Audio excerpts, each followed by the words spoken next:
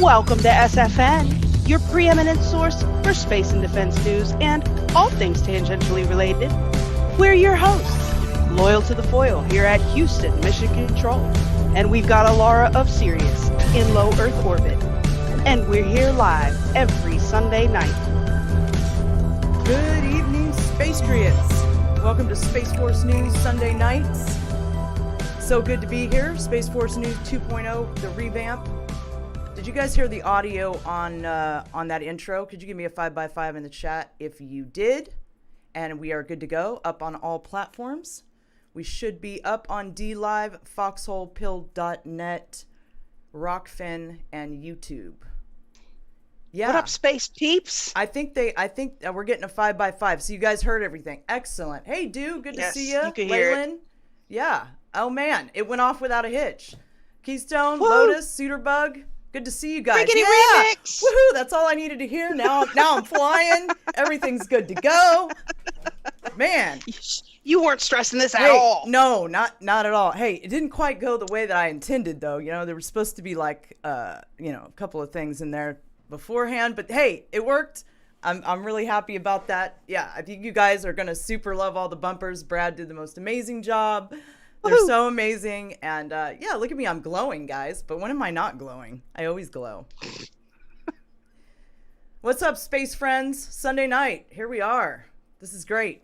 Love hanging out on Sunday nights. Back in the saddle. Yeah, back in the saddle. And we got a new commercial. All that. Yeah, this is the total reload today. So, you know what? It's so reloaded and I'm so thrown off, I don't even remember my routine today, Foil. So, you feel free to help me wherever you deem necessary. Yeah. What up, Paula Russo, Fearless, Brad, we see you out there, Amanda, Mr. Fox, Starstream, Lotus Poet, looks like the house is filling up. Good to see you guys. Yeah. We are happy to have you here. I know, Alara, you probably have some people you want to thank right away. Look how she's trying to be my wingman and get my back, y'all. Right? I know that comes after the commercial, remember? First, yeah. We got some funny stuff to show you. We got a little. I'm good, Foil. Yeah, I'm good. But thank you, Kamala in space. Yeah, right? I appreciate all. Hey, you ruined the surprise. All right, so not yet. This is what we're gonna be going into tonight, guys. Alara, get back in the saddle again. All right. So the 60 Minutes disclosure episode dropped. We were taking a sneak peek before the show. We can't play it because, well, they love us. They love us so much. The algorithms love us. So we're definitely going to have to go into a little bit of that. Space Force goes digital. Vandenberg is getting renamed. SFGMTI build out Space Force Human Augmentation Imperative. Not good, man. Dun, dun, dun. We're coming up on the singularity. SpaceX moon mission funded by Dogecoin. Congress restricts NASA. Right? Oh, they're going to love that. Okay. Oh, man. SpaceX first orbital Starship flight plan. Of course, the violence has escalated in Israel and Gaza, and our wonderful defense reporter will be going into that, I'm sure. EU criticizes Russia's unfriendly label. China, Colombia, new buddies. Plutonium 244 discovered in Earth's crust. Ghost forest tree farts. Decoding whale yeah, that's a thing. That's right. Yeah. Decoding whale language. AI control of weapons. Dun, dun, dun. That can't be good. Skyborg. Oh, that sounds promising in and of itself, doesn't it? I'm super excited about anything with the Borg. The Darkside, no pun intended, is hiding out. Chinese Mars Rover touchdown. USS Omaha UFO footage. We got glitter UFOs and like so much more, you guys. So stay tuned for more Space Force news.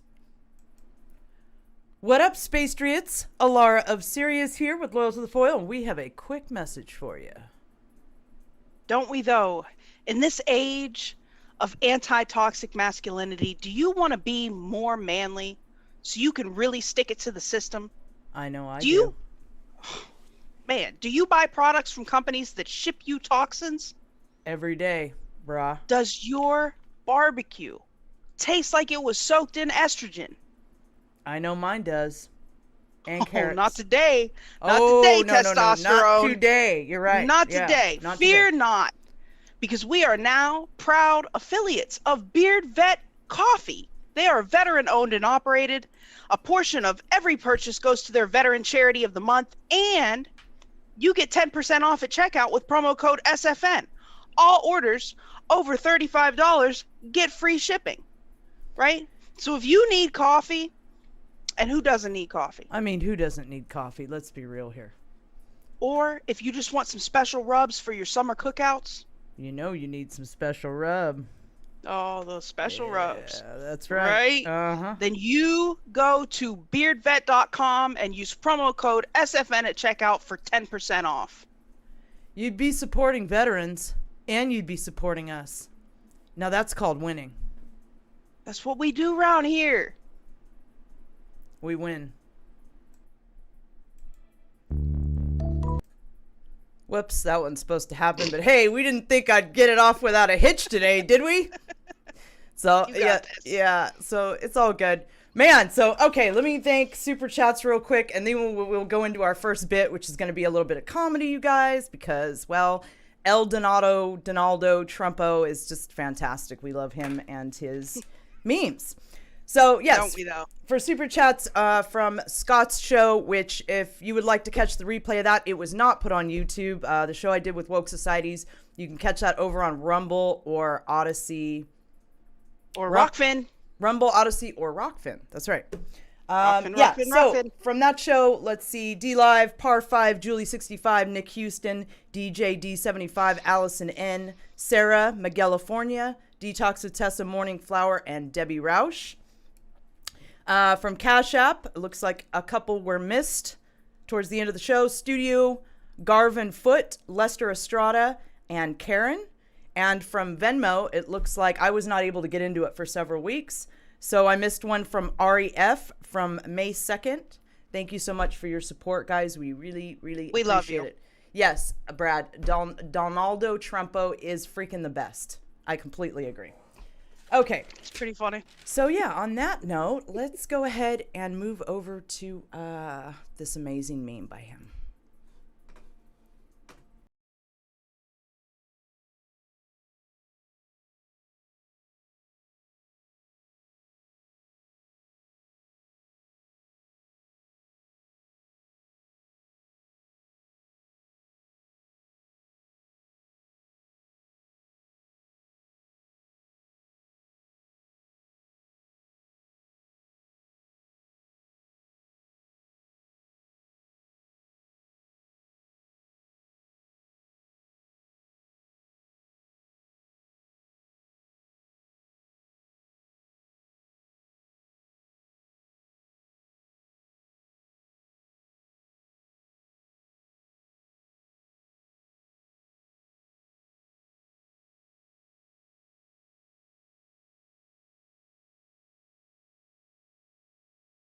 About Skynet, so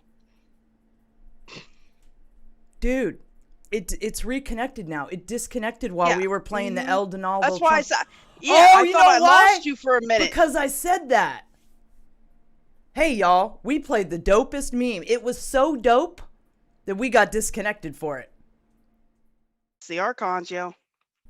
I'm so tempted to play it again, but, you know, probably not best if we'd like to get through the show. Man, dude, that was so epic, too. I'm telling you. Oh, I'm so pissed. We were just cussing Skynet a minute ago. Like, they heard us, fool. I mean, they heard. like, Should we play it again? Click. Should we play it again? This show's hit gonna go it. way over. You think? Let's see what happens. Let's give it a try, guys. Why not? Hold on. Right. What's the worst that could happen? All right, hold on. Let me rewind it. Here we go. Down. All right. Bob, we should be on D Live. It should be up on D Live. All right, here we go, guys. We're gonna play the video that you missed while we were down, and just see if we make it through it this time without getting yanked. Here we go. Whoops. Maybe not. All right. We are. Wow. It's only like, it's not even long enough to do anything. It's an iconic song. They probably got it or grabbed it immediately. Who knows? On with the show, right? On with the show. Oh, Fearless is that says. what it is? It's got to be. Oh, it's not the same without the music, dude. No, it's all right. Are we back up on the platforms? Or they say we're back now. Right, it's spinning out for me, but Whoa, this show is turning into a complete train wreck. This is amazing. All right, so moving right along. Moving right along. Okay, let's see. Maybe that meme was a bad idea. I didn't even think about the music, man. I didn't either. Man. All right. All right, here we go. So I guess we better move on to Space Force since we're probably all kinds of late now. And now for your Space Force news. Space Force.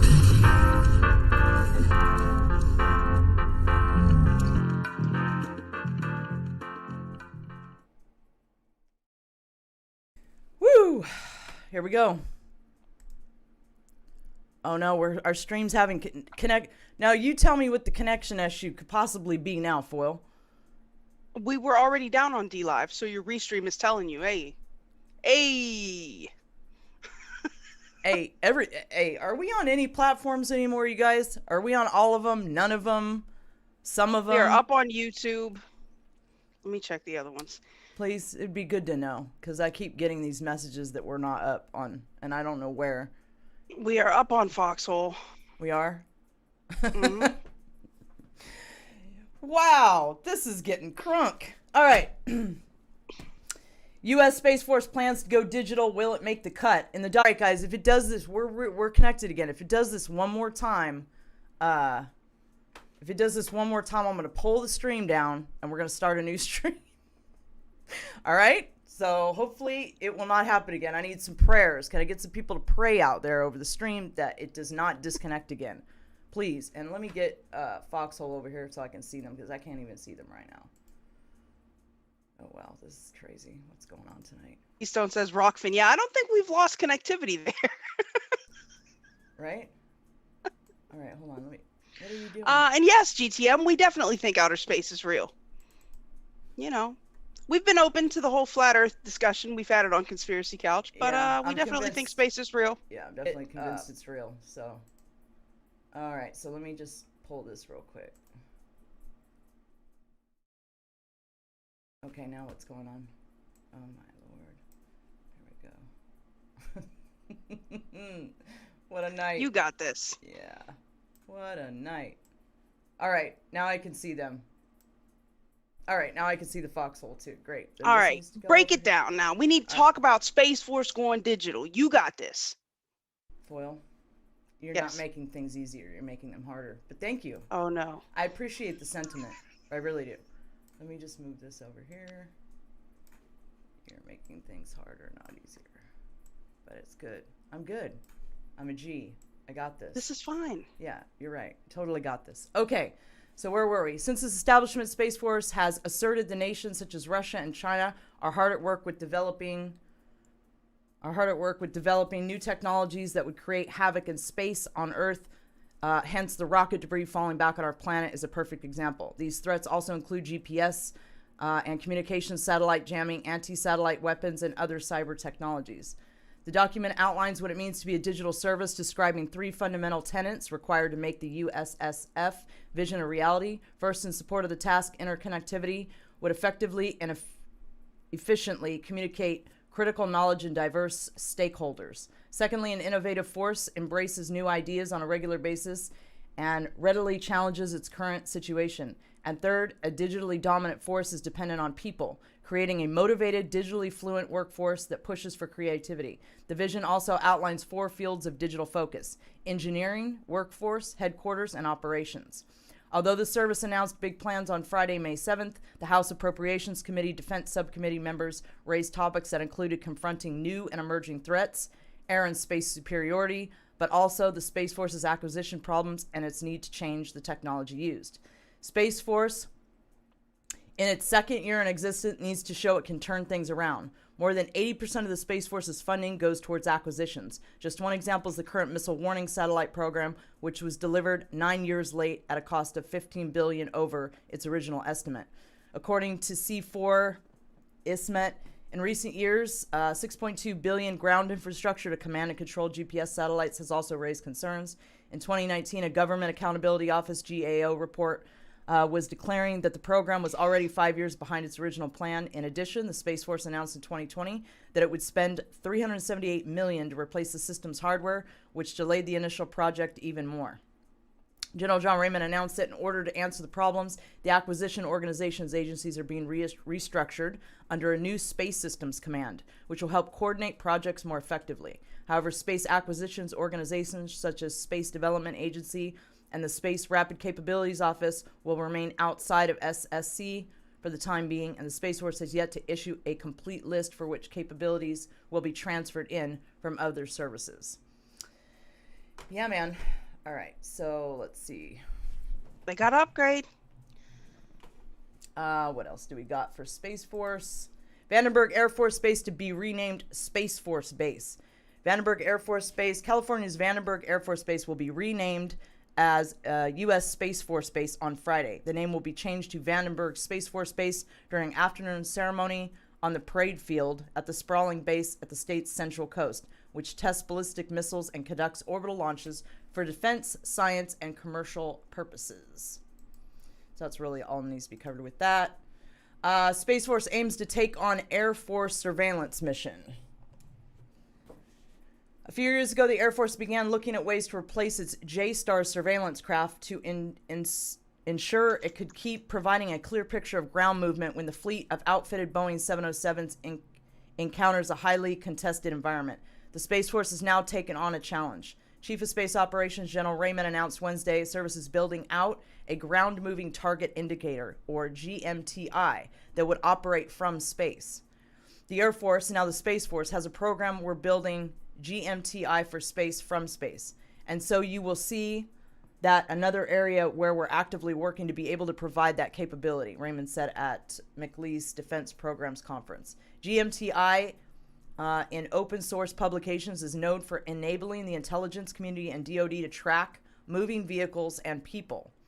Ground moving target indicator is the ability to continuously track moving vehicles on the ground, knowing where everything is now, but also where it was in the past, and using that to predict where it will be in the future. For the military, seeing a vehicle that may be a missile launcher on the road and then rewinding the tape to see if it left a missile base, seeing the route it takes, and then predicting where you may want to hit that vehicle is extremely valuable. I would think so. Oh, that's interesting. All right, let's see. What do we have? We got to kind of push it along here since the beginning was a little bit nutty. U.S. Space Force Chief Scientist says human augmentation imperative. Wah, wah, wah. No less terrifying than all the other transhuman craziness they're pushing. That's right. No less terrifying. Not at all. Okay. Let's see. Human augmentation should be embraced by the West to keep up with the competition. Oh, boy. Well, that's just a reason to do it, isn't it? U.S. Space Force. We know about the Chinese super soldiers. That's what I was just France thinking, man. Now, the Chinese super soldiers. Mm-hmm. In our business of national defense, it's imperative that we embrace this new age, lest we fall behind our strategic competitors. Oh, boy. Moser added that unprecedented developments are forthcoming in areas such as artificial intelligence, which will allow the military to craft tactics and strategies that no human could. Autonomous programs will eventually provide real-time advice to commanders, and multiple autonomous agents will be able to assist commanders and decision makers in reconnaissance, and fire control. The chief scientist further explained, gulp, gulp, gulp. I was going to do it, but I didn't know if... that I'd get pissed off. Yeah. Uh-huh. The chief scientist further explained that human augmentation will eventually develop into technologies such as augmented reality and virtual reality, including nerve stimulation, to enhance the stimulation of physical sensations. Oh, man. You could put individuals in a state of flow where learning is optimized and retention is maximized. The individual could be shaped into somebody with very high performing potential. What do you think? Man. Last year, Dr. Moser argued that national security will be determined by the country's space efforts and the private sector will play a critical role. He said that Pentagon officials must have a unique perspective on space and how it can be used to achieve national security objectives. Firstly, it's going to shape the environment that we operate in and will evolve our mission to protect U.S. interests both here on Earth and beyond in our future. Second, many of the technological innovations that are now coming and will continue to come from entrepreneurs and industrialists in the space business are from those entrepreneurs. We must harness those innovations for our mission to support and join fight when we're called upon to do so. Last year, the Pentagon outlined its newly formulated space strategy to counter rising threats to U.S. dominance from Russia and China. Man. I'm still stuck on autonomous agents. Like, Right? all I see is So agents. if it's them, then it's agents, right? If it's us, then it's operators, right? I mean, anybody that knows better than I, please correct me.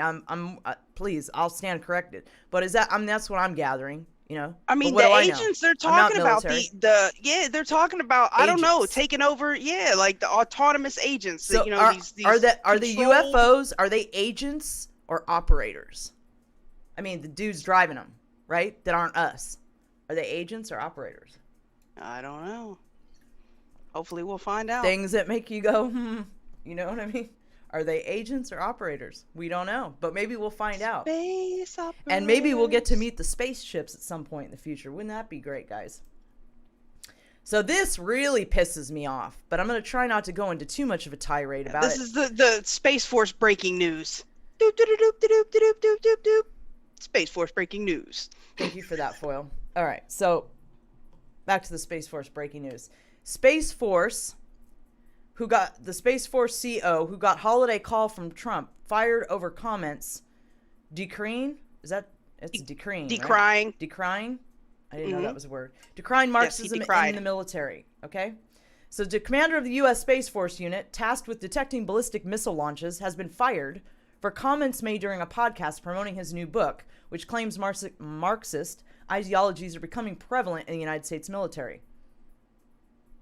They are. Right. Lieutenant Colonel Matthew Lomer, forgive me if I pronounced that wrong, sir, commander of the 11th Space Warning Squadron at Buckley Air Force Base, Colorado, was relieved from his post on Friday by Lieutenant General Stephen Whitting. Lieutenant General Stephen Whitting is the man that relieved him. Just saying. Nobody tweeted that guy. The head, right? Yeah, nobody make a comment to that guy. Don't say a word. The head of space operation, or anybody else for that matter, about how horrible that was, what that guy did. Okay. The head of Space Operations Command over loss of confidence in his ability to lead, military.com has exclusively learned. This decision was based on public comments made by Lieutenant Colonel Lomer. Is that how you pronounce it? Lomeyer. Thanks. Yeah. In a recent podcast, Space Force's spokesman said in an email, Whitting has initiated a command-directed investigation on whether these comments constituted prohibited partisan political activity. How do you pronounce his name again? Lohmeyer. Lohmeyer temporary assignment in the wake of his removal was not immediately clear. Earlier this month, Lohmeyer, a former instructor and fighter pilot who transferred into the Space Force, self-published a book titled Irresistible Revolution, Marxism's Goal of Conquest and the Unmaking of the American Military. Irresistible Revolution is a timely and bold contribution from an active-duty Space Force lieutenant colonel who sees the impact of a neo-Marxist agenda at the ground level within our armed forces. Lohmeyer sat down last week with Todd Wood of the podcast Information Operation, hosted by Creative Destruction, or CD Media, to promote the book. He spoke about U.S. institutions, including universities, media, and federal agencies, including the military, that he said are increasingly adopting leftist practices. These practices such as diversity and inclusion training, are the systematic cause for the divisive climate across America today, he said. From his perspective as a commander, Lohmeyer said he didn't seek to criticize any particular senior leader or publicly identify troops within the book. Rather, he said, he focused on the policy service members now have to adhere to align with certain agendas that are now affecting our culture. Regarding Defense Secretary Lloyd Austin, he said, "I don't demonize the man, but I want to make it clear to both him and every service member, this diversity and inclusion agenda, it will divide us. It will not unify us." Austin on February 5th ordered all military services to observe a one-day stand down on extremism in the ranks. As part of his stand down, Lohmeyer said he was given a booklet that cited the January 6th riot at the Capitol as an example of extremism, but did not mention the civil disobedience and destruction of property that took place following the death of Mr. George Floyd, a black man, at the hands of a white police officer in Minneapolis last May. He also took issue with the Pentagon spokesperson, seeming to allude to Press Secretary John Kirby. Lohmeyer claimed Kirby said there are too many white pilots amid an ever-increasing pilot shortage. If you want to provide that kind of messaging to your already struggling pilot force, you can already expect to see further retention problems, he said. In a statement Friday, Kirby denied ever saying such a thing about a surplus of white pilots and pointed to Austin's comments made last week during his first press conference about the importance of increased diversity programs. The department has an open door to any qualified American who wants to serve, the defense secretary said May 6. Diversity throughout the force is a source of strength. We can't afford to deprive ourselves of the talents and voices of the full range of the nation that we defend. Lohmeyer told military.com he had consulted with his chain of command, public affairs, and legal counsel about his plans to publish a book and its contents. "I was appraised of the option to have my book reviewed at the Pentagon's republication and security review prior to release, but was also informed that it was not required," Lohmeyer said in an email. "My intent has been to engage in partisan politics. My intent never has been to engage in partisan politics. I've written a book about a particular political ideology, Marxism, in the hope that our Defense Department might return to being politically nonpartisan in the future, as it has honorably done throughout history," he said. I mean, the fact of the matter is that critical race theory is based in Marxism. So his argument is not moot. I mean, the guy's book now is like number 3 on Amazon as far as their bestsellers go. So go buy his book, guys. Yeah, he's probably sitting at home like, thanks for that. All right, he's not at work anymore, so go buy his book and support him so he can support himself. You know, we have to support people like this that are standing up for what they believe in. Well, I mean, there was that letter that was released last week. A couple hundred high-level military guys put out a letter saying this essentially the same thing. This is a problem. It's a big problem. It's a big problem, and the fact that he got fired over it tells you kind of everything you need to know. So anyway, the link to this article is linked in the description below. Generally speaking, you can find stuff like this on my Telegram channel too, which the link to that is in the description below on YouTube, but the mods are really good about posting the Telegram channel link and the other stuff on the other platforms. So, yeah, crazy, lots of Space Force news this week and some wild stuff going on. So, anyway, always. All right, so we will be moving on to SpaceX now.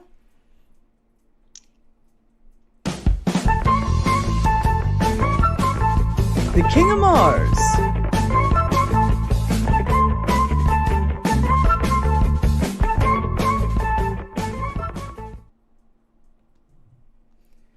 I love that. Right? Isn't that dope, guys? Right? And they keep they keep getting better too. I'm telling you, they keep getting better. Okay, I better kind of hurry it up here. SpaceX will launch a moon mission funded by Dogecoin in 2022. Woohoo! SpaceX books a mission to the moon funded entirely by Dogecoin just days after SpaceX founder Elon Musk joked on Saturday Night Live about his role in spreading memes about the cryptocurrency. Geometric Energy Corps has planned a rideshare mission to the moon aboard a SpaceX Falcon 9 rocket, which usually costs about $62 million to book, or about 129 million Dogecoin. How much money or crypto will actually change hands, however, has not been revealed, nor has information about whether missions will fly on the rocket. Musk tweeted about the deal on Sunday, saying that this is the first time that cryptocurrency will be used in space, and that it will also be the first meme used in space. To the moon, he added. We couldn't immediately verify these claims about being the first. Didn't he get in some trouble today? Didn't he get some ruckus? What happened today? Listen, there was so much ruckus today. So a couple of days ago, Elon put out a poll asking, do people want to buy Teslas with Dogecoin? Of course, everybody was like, yeah, like 78% of the people were like, yeah, Doge. So the next day, he tweets out that Tesla's no longer going to be accepting Bitcoin for Teslas, right? So then everybody was on the edge of their seats. Oh, he's going to pump Doge. He doesn't stop tweeting there.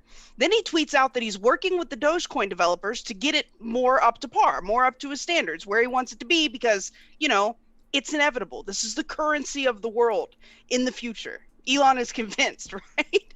So then somebody makes this long tweet explaining why this battle with Bitcoin is a bad idea, that he shouldn't be tanking other cryptos, yada, yada, yada. Anyway, it blows up, right? He starts getting so much hate on Twitter about this. You know, I mean, now you're affecting people's pockets. Of course they're mad, like big mad, like real big mad. Both the prices of both of the coins start to go down simultaneously. Within, like, when somebody comments on the hate that he's getting on Twitter and says, you know, I wouldn't be surprised if he drops all of the Bitcoin holdings, Elon says one word: indeed. Right? Yeah. Now we've got a barrage of news articles about how, you know, people telling on him like, hey, SEC, look at this, you know. Yeah. He could be in a lot of trouble for that. Just he for likes that to stir one... the pot. The King of Mars likes to stir the pot.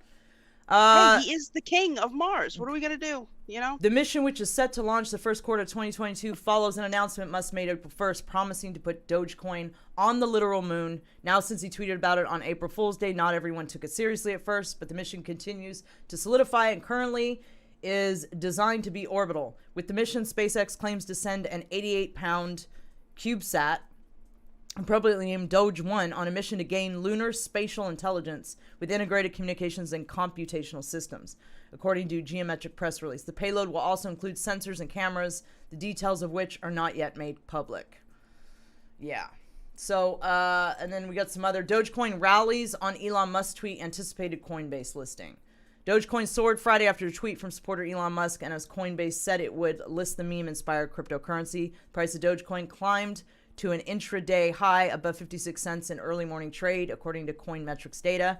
As of 10:30 a.m., Dogecoin was up 39.4 at 54 cents per coin, on track for its best day since April 16th.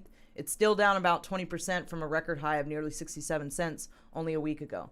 Musk tweeted Thursday that he was working with Dogecoin developers to improve the efficiency of transactions. On Wednesday, the Tesla CEO made a surprising announcement that his electric car firm would stop accepting Bitcoin as payment due to concerns over its environmental impact. That led to a brutal sell-off in cryptocurrencies, including Dogecoin. Dogecoin had already fallen significantly after Musk's appearance on Saturday Night Live, in which he called the digital coin a hustle. You kind of just went into all this, so we don't really... Well, no, you don't have to. I mean, it just was exacerbated by like 100-fold earlier today, the whole situation. It is nice that Coinbase is going to list it, though. I mean, it's getting some, you know, I mean, it's getting some recognition. I'm glad to see that. Okay, let's see. Is this part of... Yeah, I guess it is. Congress files warning shot at NASA after SpaceX moon lander award. This needs to go move closer to me. Yeah, good old Blue Origin beef with Jeff Bezos. Because, you know, every king's got to have an enemy, right? Yeah, let me... I love the story they're spinning for us. It's great. Oh, man. All right. Is this thing going to stand up or what? Everything's a conspiracy today. All of it. Every bit of it. Hey, there you go. I mean, it's not exactly perfect, but it'll work.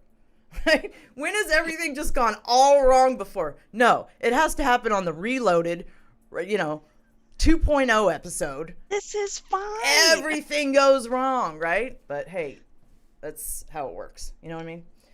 So, where was I? Congress fires warning shot at NASA after SpaceX moon lander award. I bet you Brad is so proud right now. He's like, oh man, what a train wreck. On Wednesday, a U.S. senator added an amendment to unrelated science legislation that would impose significant restrictions on NASA and its plans to return to the moon.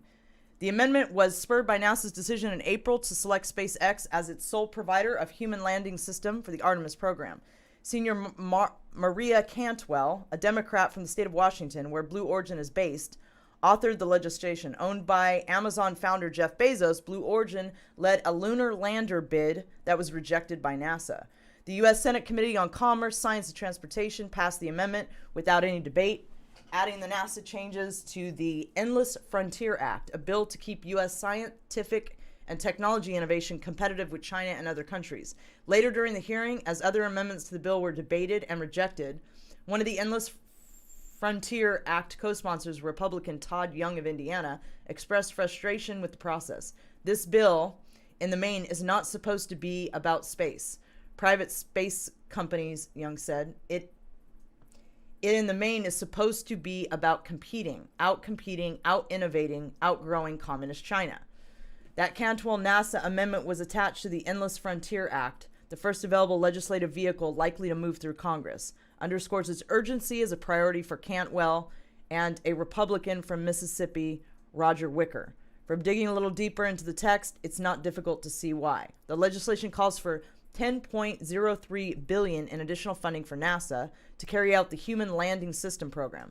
The legislation comes as Blue Origin and Jeff Bezos have been urging Congress to add $10 billion to NASA's budget, enough money to fully fund the development of a second human landing system. NASA did indeed want to have a competition for the lunar lander, but it selected only one company, SpaceX, in mid-April after Congress only appropriated a small amount of money in the fiscal year 2021 budget. SpaceX's total bid was only $2.9 billion, less than half that of its competitors, including the Blue Origin-led national team. We looked at what's the best value to the government, said Kathy Luters, chief of human exploration program for NASA at the time. Cantwell's amendment mandates that NASA move forward with 2 landers. If the amendment is signed into law, NASA would likely have to reopen the competition, thus delaying work on the agency's return to the moon and putting an already difficult target of 2024 into further jeopardy. This legislation also ignores NASA's own plans to both create a lunar lander competition as well as keep the possibility of a 2024 landing on track.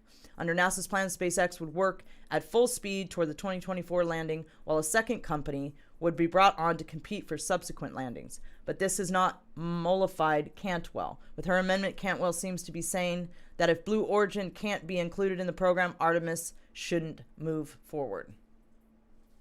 Boy, that's not bought and paid for at all.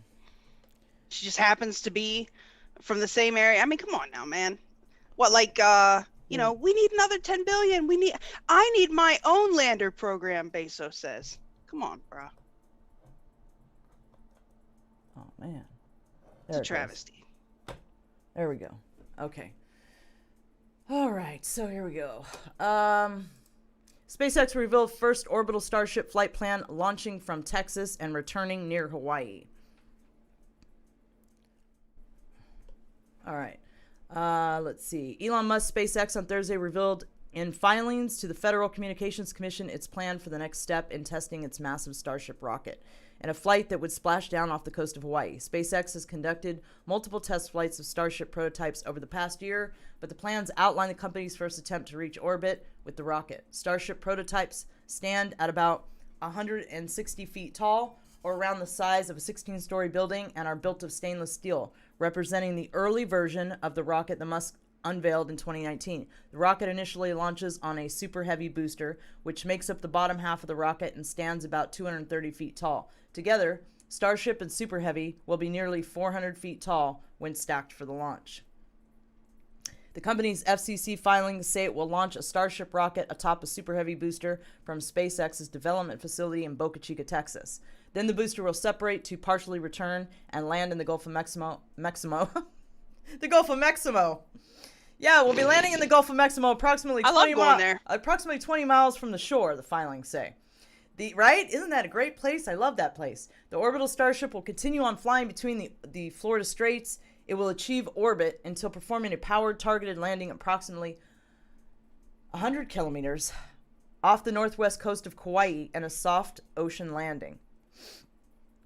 The orbital flight would last just over 90 minutes. SpaceX is working in coordination with the FCC, U.S. Air Force, NASA, and the FAA for the flight. While the timing of the flight is to be announced, Musk 2 months ago said the SpaceX goal is to launch the orbital mission by July. Yep. The Gulf of Keximo, Brad, is that down there in the south of Kekis? So, yeah. Yeah, we're buffering again. Are you serious? Mm-hmm. Good Lord. What is going There we on go. today? Are we It's back back. up? What a disaster, bruh. This is fine. Right? What a disaster. Okay, so we will now be moving on to defense with Loyal to the Foil.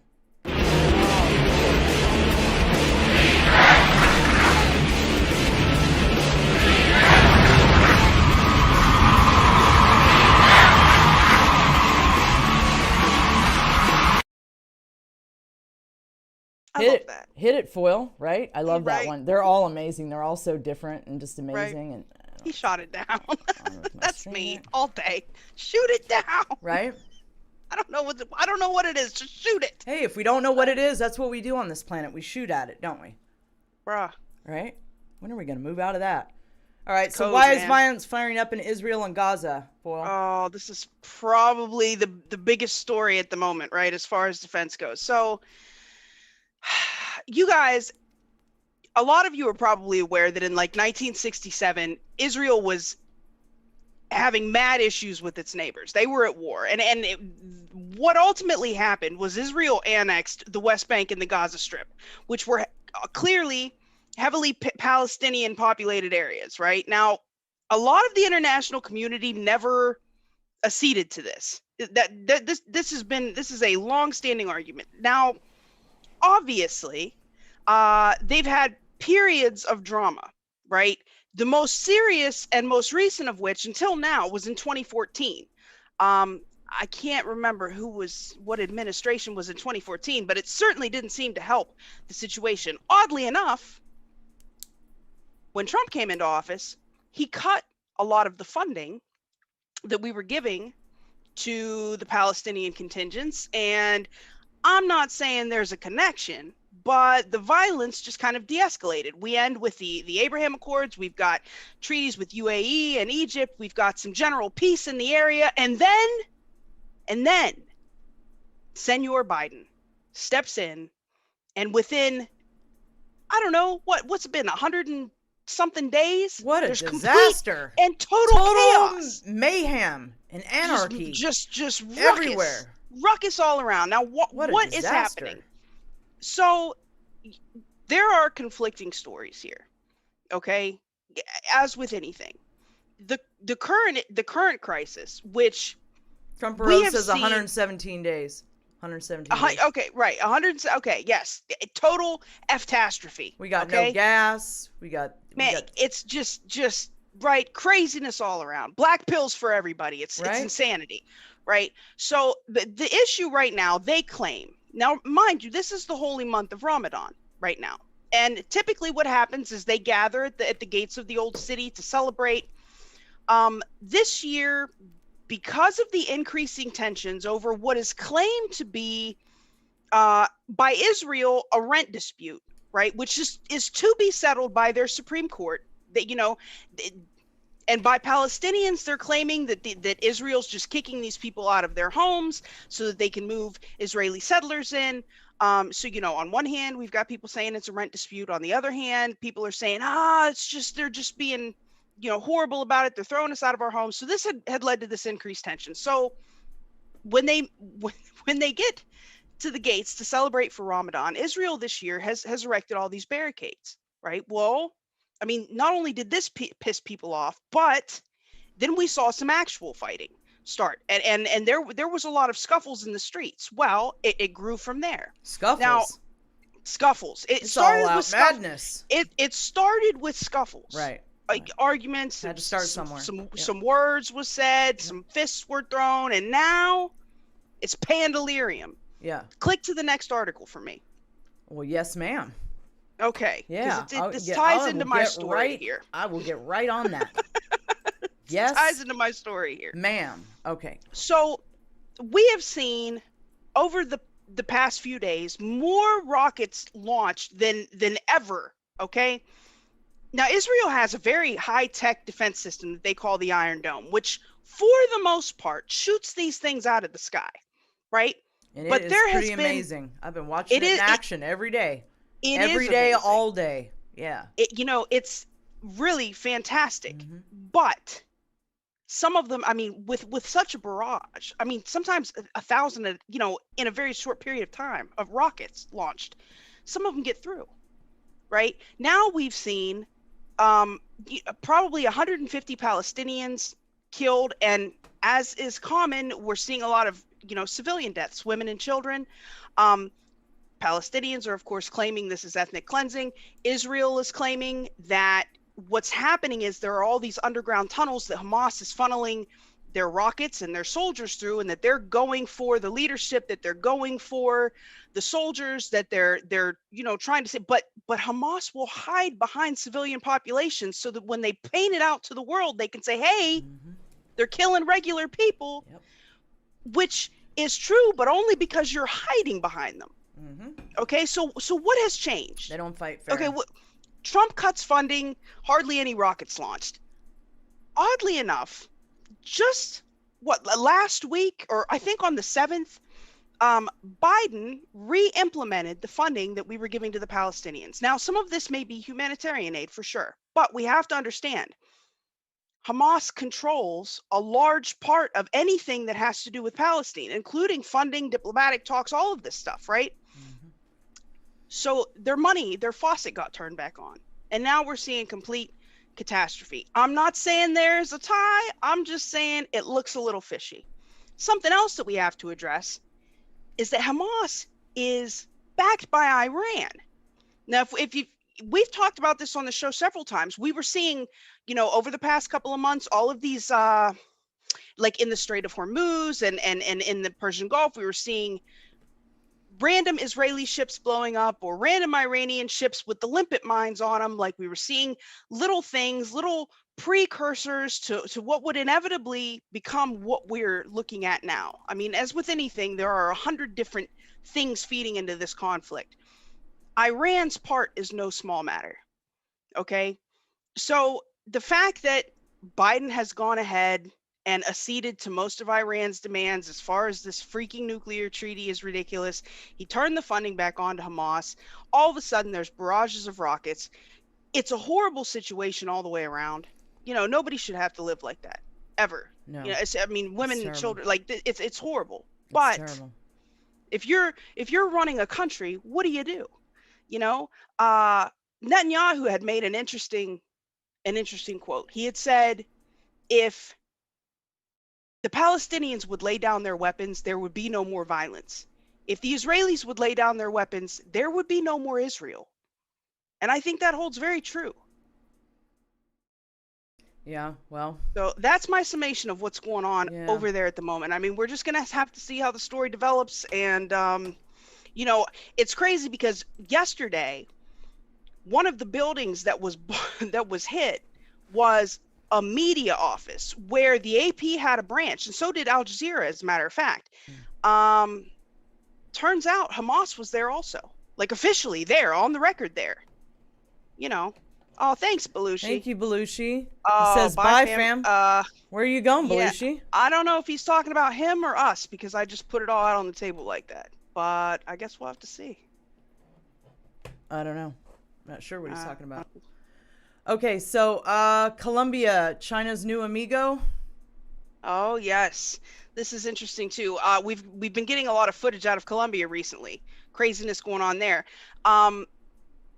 Basically, what's happening is China's Belt and Road Initiative is making, you know, inland on South America, in places like Africa, and these places that we tend to think of as third world countries. China is making these inroads where they're essentially becoming indecipherable from the general population there. And what they're saying is that, you know, not long ago, Biden was holding up Colombia as a keystone of U.S. policy in Latin America and the Caribbean. And, you know, for decades, it's been guided by, you know, U.S. policy for the most part. But now what they're noticing is that you're seeing, you know, Chinese characters on banners hanging over Chinese built highways, you know, Colombian students and researchers that are getting these Fulbright scholarships for hundreds of Chinese studying opportunities in every field. They're seeing national TV stations that are airing Chinese made content on their platforms. You know, even international officials that are coming out and just outright praising China. What happens is China goes in and gives these countries loans, and then pretty much they're owned. What a disaster. You know, yeah, and because of the pandemic and because of the particular Who does China economic not own man, at this point? because of the particular economic situation that these places were finding themselves in, you know, they were quick to take the money. And more we are seeing Colombia turn into what we have seen happen in Africa. Didn't I see some ruckus? I saw some ruckus on the ground there in the last week. I've seen on Telegram, like serious a whole ruckus. bunch. Yep. A whole bunch is getting out of control. I think we're gonna see more developing in Colombia, to be perfectly honest. But China's getting, you know, they're just working their way over here. They're getting awfully close, man. They're getting awfully close. Debbie, you're telling me capable. Let Alara know it's glitchy. What's glitchy, Debbie? What? Foxhole? I think Foxhole's been having problems all day. Is that what's going on? Or is it something else? Debbie, please let me know what you're referring to. I know we're having issues over there. There's been issues all day. So I mean, that's essentially the gist of the story. China is making their move on sorry, Colombia at the moment. I didn't mean to interrupt you. You're good. Karen Harris says China owns Africa. Oh, yes, they do. Yes, they do. Bonnie says the we're not Belt and Road glitchy. Initiative is imperialism. Bonnie Tennis says we're not glitchy on YouTube. Debbie, I guess that was the only message. I'm confused with the messages, but hi, capable. I see out there. I know the Foxhole chat is not moving, and I'm sure it's because something's going on. So over there. So D Live's good. Yeah, we're 5x5 on D Live. So yeah, it's just Foxhole that's having some issues at the moment. We're good on Rockfin and the other platforms. Okay, so let's see. We got one more thing to cover before we move into nature break. Russia. Yeah, here we go. Russia's move to label Czech Republic, U.S. as unfriendly states draw EU criticism. Right. Well, if you remember, it was just a couple of weeks ago that Russia, the Czechoslovakia had accused Russia of carrying out this attack in 2014, and then they expelled Russian diplomats. Well, of course, Russia denies it. So now what has happened is that Moscow has just decided, screw it, and they formally designated the Czech Republic and the United States as unfriendly states, which means that in Russia, they've restricted the number of staff that can be employed at their embassies. You know, of course, you know, the EU has an issue with this. You know, but the Russian government on this past Friday released a list of unfriendly states that are said to have carried out unfriendly actions against Russia, you know, or Russian entities. Unfortunately, these two countries are the only two on the list at the moment. So for now, we're being limited. Oh, thanks, Summer Sunshine. We love you too. For now, we're being limited as far as, you know, the staff at the embassies. It's just further escalation in the issues that we're having with Russia. I don't think we've heard the last of this situation yet either. You know, it's kind of weird because the situation in Israel really has the ability to spiral out to kind of activate some of these other things that we've been watching for a few months, just because of the increasing interconnectedness between these countries. China, Russia, Iran. I've gone into it on videos on my own, but I seen it. What was that? The Archons are just out for us today, dude. This is wild. Yeah. I'm done. Everything's good. The world is at peace, Archons. We're not discussing this at all. Can we move on to nature break already? We are done. Hit it. Man, let's just move on to nature break. All right. You guys ready for nature break out there? What do you think? Is it nature break time? About that time. Hit it. Put a 1 in the chat if you're ready for nature break and you've had enough of defense. Let's see. All right, well.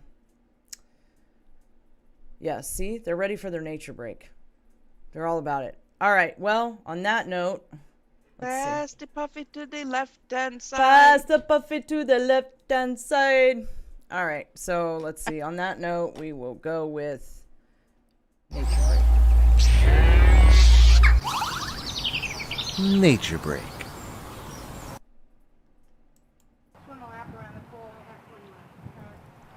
Let's get rid of us. Beth, look. Beth. Yep. On your back. Yeah. So all you have to do is come out out and lay on your back behind the dolphin. Please take the fins off. They only 6 feet.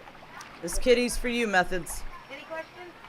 You come behind the dolphins over here.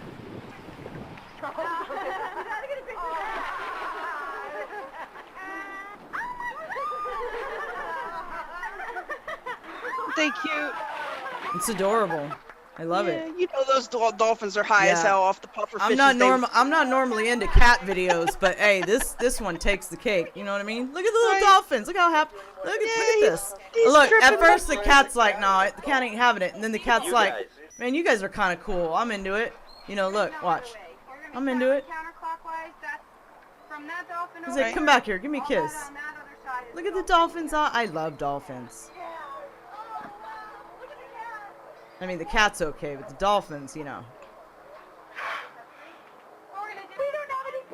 Look at him. Oh. Right.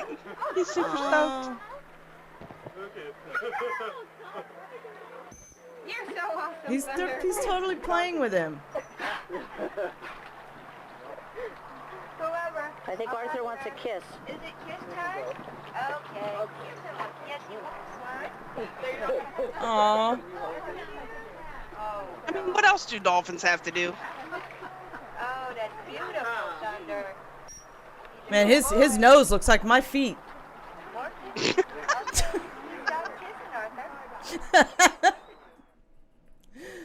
Oh, man. You gotta give it to me. Once in a while, I just come up with these lines and people are like, what did she just say? And I'm like, whatever. You know? I'm good for that, Humphrey. Man. Not everybody gets me, but the people that do, you know, the people that do. All right, so what does this mean now? Does this mean it's science time? We get to pay another bumper? Oh, yeah. Science. Is this science? Oh, you guys are going to like this one. You ready? Time for science. Hold on. Time for science. I'll get smoother at this, I promise. Eventually. All right, so time for science.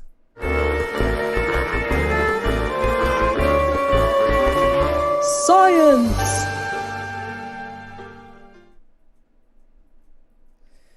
Here we go. Science time.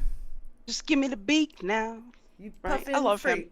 You guys love how there's puffins in our bumpers? That's just so... I think it's Yeah, that's great. not the only puffin either. Let me tell you. I'm almost tempted to play it again just because it's that cool. The science one? I mean, they're all cool. Right. But that one... Yeah. I hope they like that nature break. Kip True said not to seem racist, but them dolphins all look alike to me. Bruh. That was hilarious. Bruh. Man.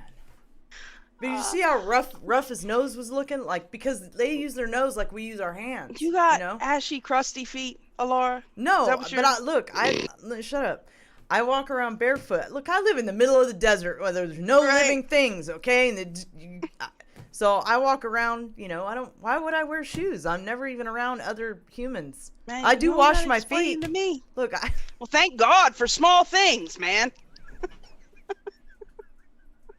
I mean, they get a little rough and dirty, you know, then I go and wash them. It's like a routine, you know, but it doesn't mean I'm going to wear shoes all the time. Just I got to ground somehow. I mean, you know, right? Who needs shoes? Yeah, I don't have nice, fluffy, fancy grass to walk in all the time like the rest of you guys. So they get a little rough and I wash them. Yes, that picture does look odd, Keystone. Moving- It's supposed to look like a little piggy butt. Moving right along. Moving right along, right? In other news, pigs and rodents can breathe through their rectums, so we probably can too. I'm glad people have their science priorities straight at the moment, right? This is actually kind of interesting. You left it out of the description, you know, the whole anal breathing thing, but whatever.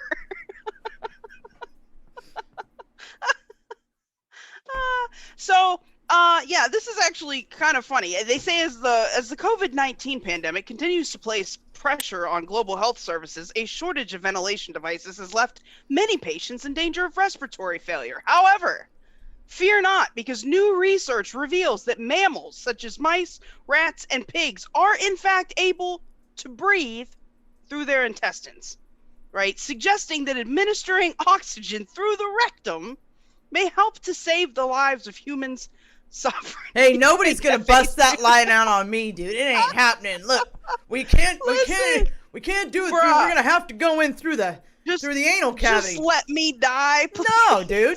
No, you don't. Not today, and not any day. You do not need to do that. I do not consent. Oh, this is crazy. So, apparently, the study authors, they removed the mucus layer that lines, the gut and the intestinal tract of mice to see what would happen, and they all died. So then they got the bright idea that they would actually use liquid oxygen, and the researchers delivered. First, they tried oxygen gas directly into the anus of the mice. I would have skipped work that day. Like whoever's job that was, like I'm done, bro. Oxygen into the anus, the mice anus. Right? Who had that job? So they delivered the oxygen gas directly into the anus of mice. At that point, 3/4 of the animals were able to survive for about 50 minutes. Of course, they repeated the experiment using liquefied oxygen, and it significantly increased their viability. So apparently liquid oxygen up your butt if you can't breathe is totally the answer. And I really feel bad for the guy that had to figure that out. So that's where we're at. And in other news, I thought that was a great science I saw some article stuff going around for this week. Going around the telly, man. Not the bad telly, the good. Well, it's not really the good telly. Around the Telegram about this. There's like 4 articles about this foil. I'm serious. What, the plutonium? No, not the plutonium. The anal breathing? Yeah. Bruh. Yes, ma'am. Okay. Like, this is not my job. Like, I'm not doing that, sir. Like, I'll take notes. You go ahead with the tubes and the butts. Well, you need to get out of your box. You really limit yourself with this box you place around yourself. I'm sorry. I got to be afraid of them. I can't do this because you got to get out of the box, foil. You got to embrace things that are outside of your. Like putting tubes up mice butts? Well, not not necessarily that per se, but just be open to new things. You let me know how that works out, Miss Open-Mindedness. You tell me how that goes, all right? You call me at any time with that story. Let me know how you're feeling, all right? Plutonium 244. Boom. Hit it. Right. So they have found some new stuff. A rare elemental called plutonium 244 was discovered in the Earth's crust deep beneath the ocean. The discovery of the radioactive element is giving scientists clues about how heavy metals form inside of stars. What's interesting about this, right, the chat is that is cracking me up. Sorry. God, I love these people so much. What? I'm sorry. Continue. Bye, Viper. Keystone. Good luck. See you later with that. Right. So what's interesting about this is that a lot of these metals form in supernova explosions, but what they're saying is that at this point, this plutonium 244 should not exist on Earth. So that any of it that was found had to have had extraterrestrial origin, most likely from some sort of an impact. But still, kind of interesting, right? Collie, they're sodomizing mice now. Yep, things are. Yep, things are bad. I'm done. I knew this would be entertainment. That's why I took it and put it on there. Like, why the hell not? I mean, yeah, Stacks, it actually does make sense. Like, okay, let's just keep it 100, right? There are people that use your lower intestine absorbs a phenomenal amount of things very quickly. On the anal? Oh, listen, the chat is there. I'm just gonna go there, right? There are people that put alcohol and narcotics up there because it absorbs so quickly and efficiently. So yeah, it actually does. Yeah, allegedly. So it actually does make complete and total sense that they would shoot.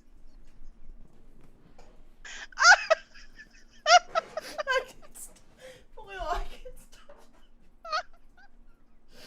Yes, I'm really like this, you guys. If you were ever, I really am like this. This is fine. Oh. Right. Okay. All it takes is that one comment out there that just, woo, it's all downhill from there. You know what I mean? We really try to hold it together, too. Huh, Nicholas? We try really hard. Ryan Green said, did a shot of vodka in my bum once. It's all chat conversation. It's going downhill quick.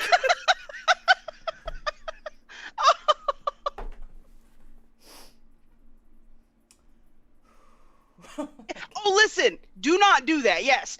Good call, Divine Fractal. Do not try any of that stuff. I'm just saying. Yeah, we do not endorse nor support. I may or may not have known some crazy people in my past.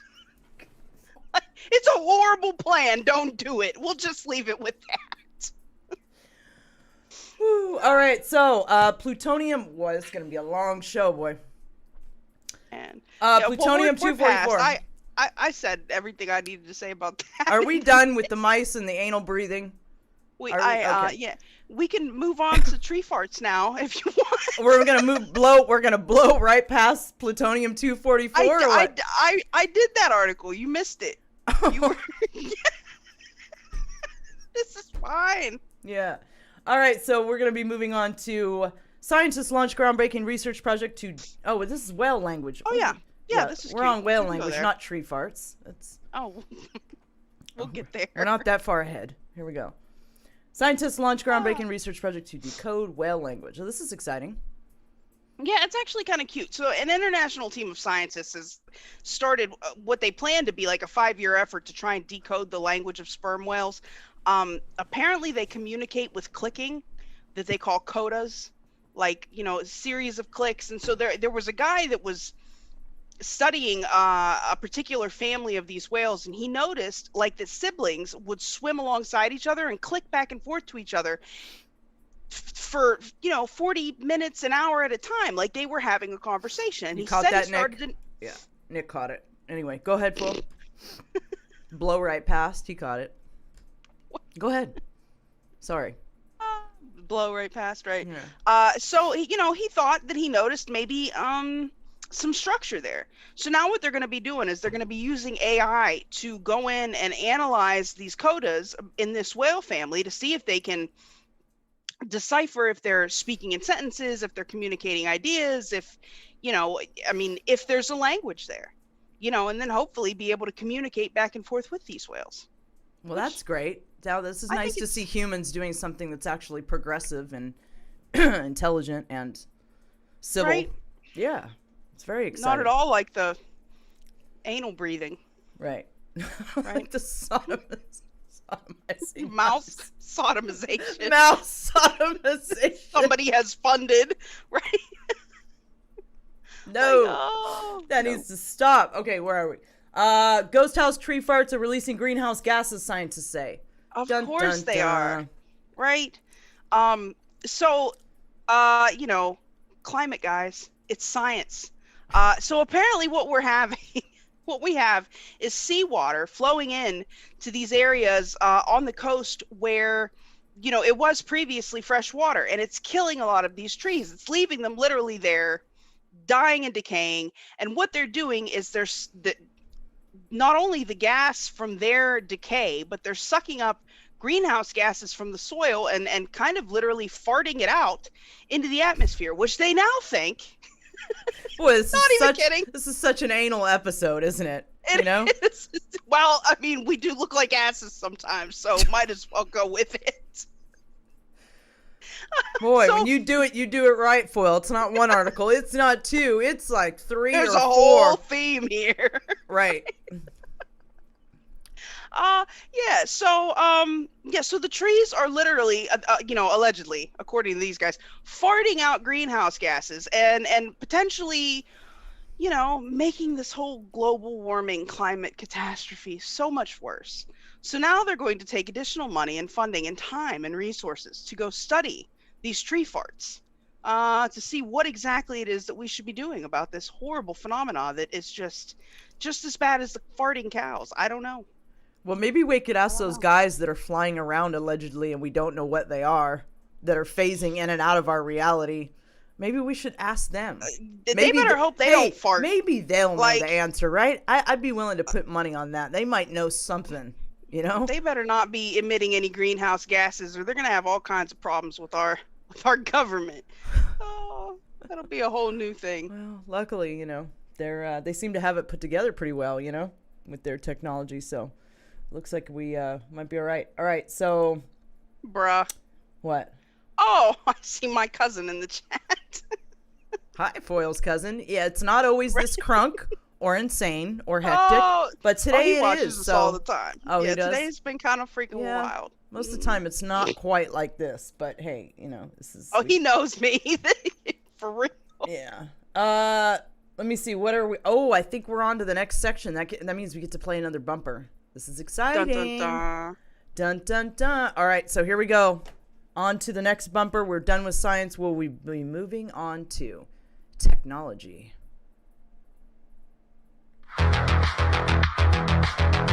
Technology.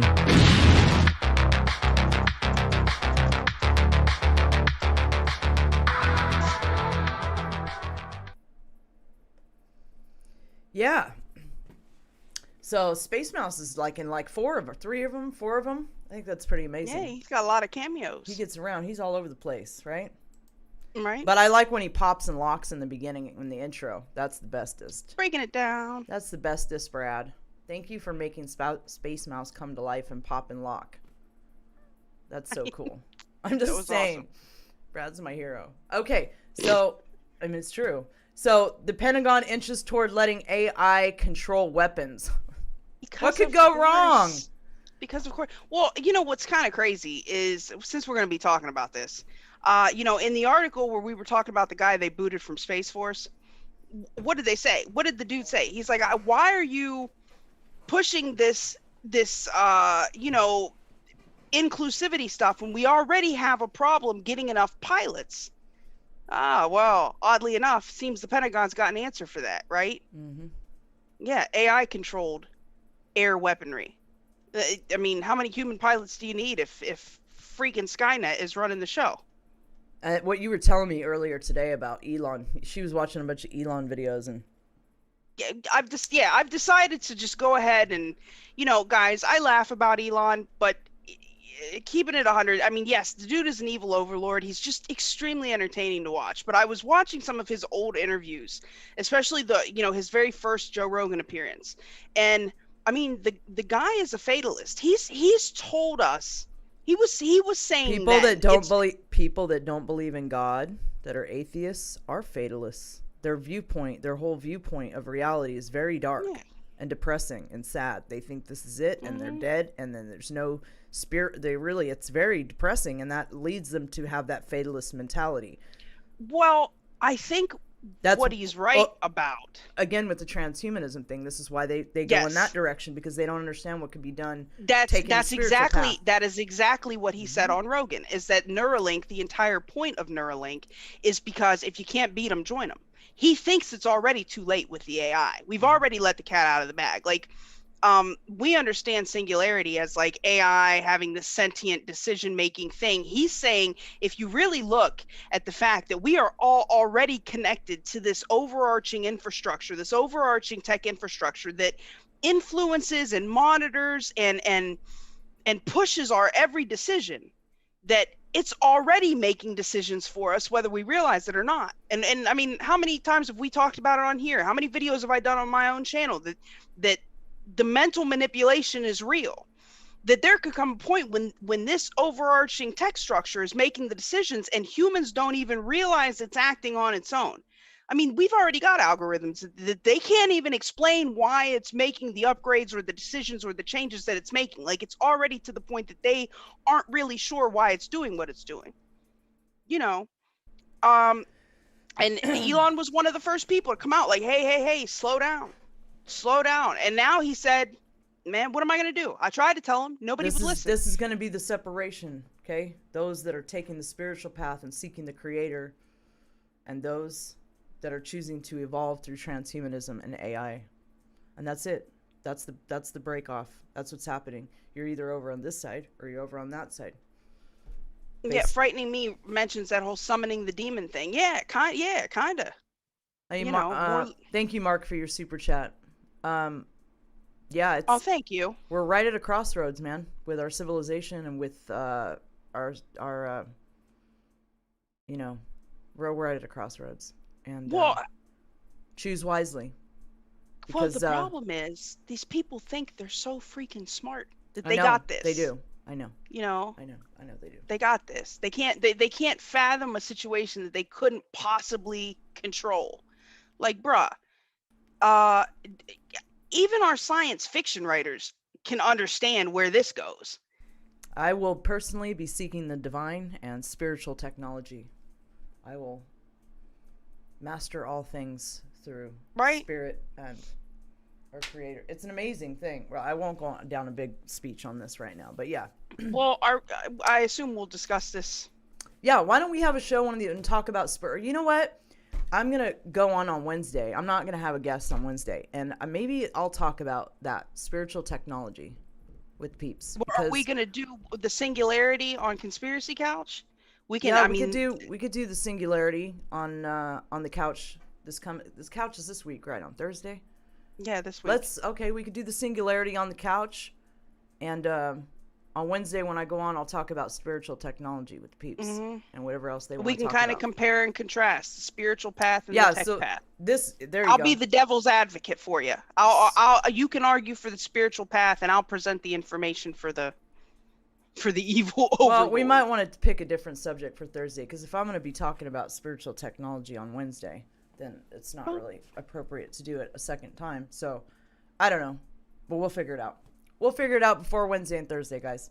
So, maybe. Right? Okay, so, where were we? Okay, so AI, big fat black pill. Air Force Artificial Intelligence Program flew a drone fighter for hours. Oh, this is Skyborg.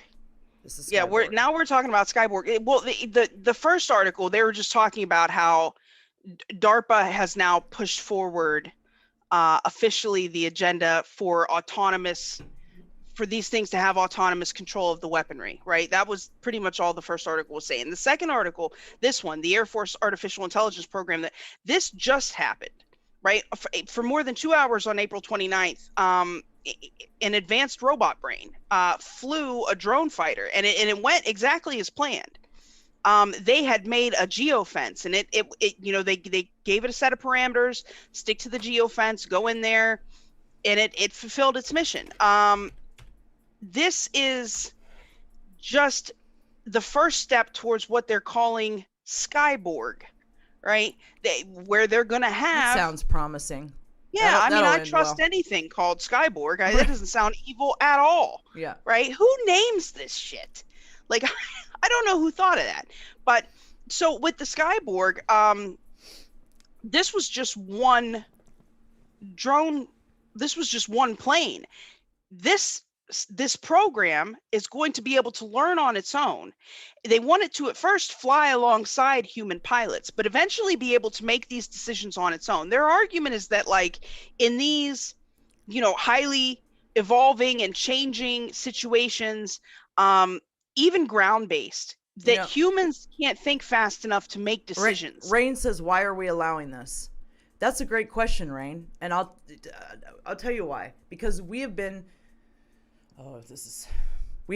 complacent for far too long, and by us not saying no is they take that as consent and they just do what they want, right? So until we start standing up and telling them we don't accept stuff, we're not doing this, or you have to do that overall, but really you're just ultimately you're really in control of what you do and but we have to start making it clear, just like with disclosure, like this level of disclosure that we're about to get is not acceptable, and we have to make that clear to them. Like, this is not, we're not okay with this, with you telling us just this much about a topic that we've been lied to about for nearly a century on so many levels, that it's just, that affects so many things about our planet and our way of life.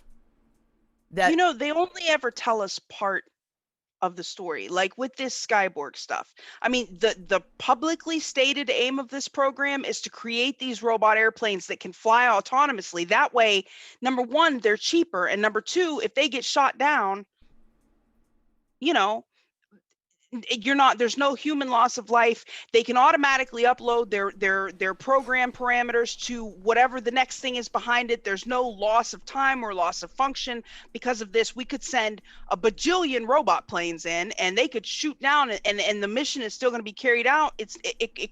It wouldn't be stopped. And we're seeing the same thing with their ground tech. You've seen the DARPA dogs. You've seen, I mean, they have all sort of autonomous tech that wouldn't be necessarily like Air Force, that the Army would be controlling, that would be able to also autonomously make decisions in, terrorist situations, this, that, the other. What I want to know is how long until these technologies just bleed over and, replace our police force. Lady Princey says, right? I have learned that bombarding your legislators constantly in groups is very effective. Yes, thank you very much for the suggestion. That is very effective. Also, for you yourself not to assimilate into the Borg with the rest of them. Don't get chipped. Resist in those ways. Live your natural life. Take care of you. And, stand up where you can. Spreading information to help educate others and, very good suggestion. Thank you. All right, go ahead, Foil. So do we get, hold on, Dawn the Stretch says, when it's all drawn together, it all makes sense. I've been teaching it for years. It's gratifying to hear it all come out. Thank you, God and former students. Thank you for your super chat, Dawn. Aw, thank you. All right, so, okay, can we get to the UFOs? There's just too much dark stuff today. All right, so. Okay, listen. Long story short, go ahead to the Darkside article real quick. Let me just make my little note about that. This. Yeah, Darkside, we hardly knew. Ransomware, we do need to cover the hack. If you guys haven't gone to see the colonial catastrophe video that I put up the other day, I kind of went into the hack. I think we didn't have Space Force News last week, so we didn't get a chance to talk about it. But this was super fishy, right? This new organization comes out of nowhere, carries out this, catastrophic attack on our infrastructure. They're Russian, but they're not operating under Russia's auspices, allegedly. And they come out and they apologize, we're not into geopolitics. We're sorry. We'll be more moderate. We won't rob people without checking into them first, basically is what they said. Well, little did we know, the company went ahead and paid the ransom that was asked, right? Now, magically, less than 24 hours after Biden announced that the U.S. was going to seek to, disrupt their operations, apparently the Darkside posted on their website that they're done. They're out. They quit.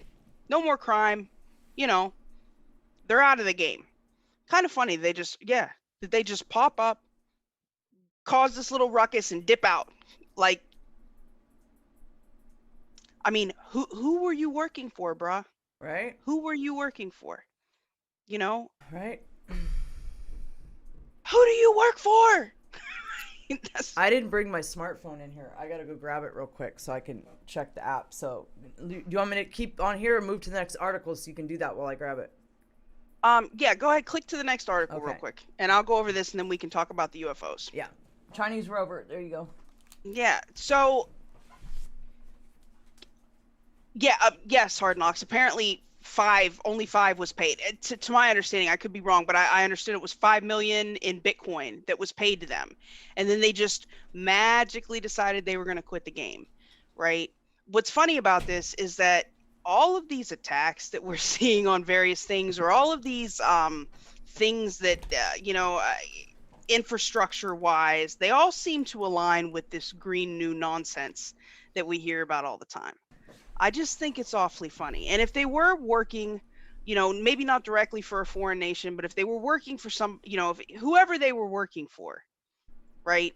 Was this a beta test? What was this? I don't know if, just like we had, the 201 in preparation for whatever it is that we're dealing with now, and I'll just leave it at that.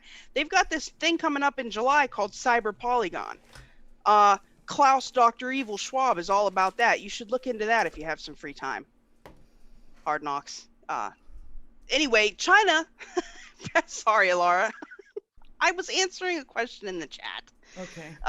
So the Chinese landed their Zhurong Mars lander on Mars. They're the second nation allegedly, apparently they forgot that Russia landed a probe there a while ago, but they're just looking at the U.S. and China now, so they're saying it's the second nation that has landed anything on the red planet. The orbiter has been up there since I think July of this year, but they did manage to get their lander down onto the ground successfully. I don't know if they're going to be actually sharing the data that they get, so it's a developing story. But kudos to those guys, I guess. Yeah, big things. Sorry, I missed some of it. So that's it. I can't say anything fly. I'm gonna have to just move to UFOs, guys. Ready for the UFOs? Woohoo! Right? All right, let's see the UFOs. How about that? All right. All right, so this is one of my favorites. I love them all, but this is definitely one of my favorites. Ready, guys? UFOs.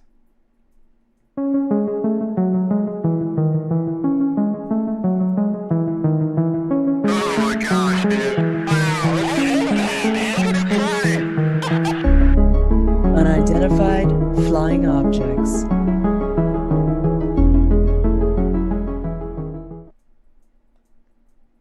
Yeah, I love that one. So I hope they can hear the audio. I think they would have told me by now if they couldn't hear the audio on the bumpers. Pretty sure they can. No, you can hear it. I checked at some point. I have it co-fefa'd. All right.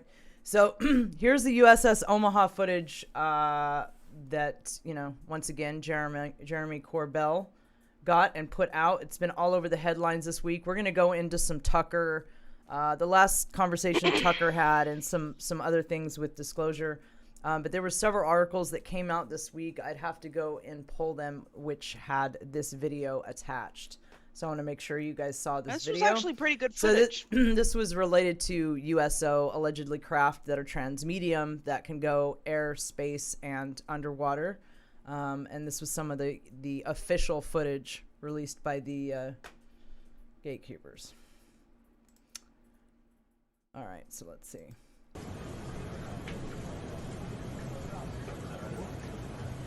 Took off, booking it.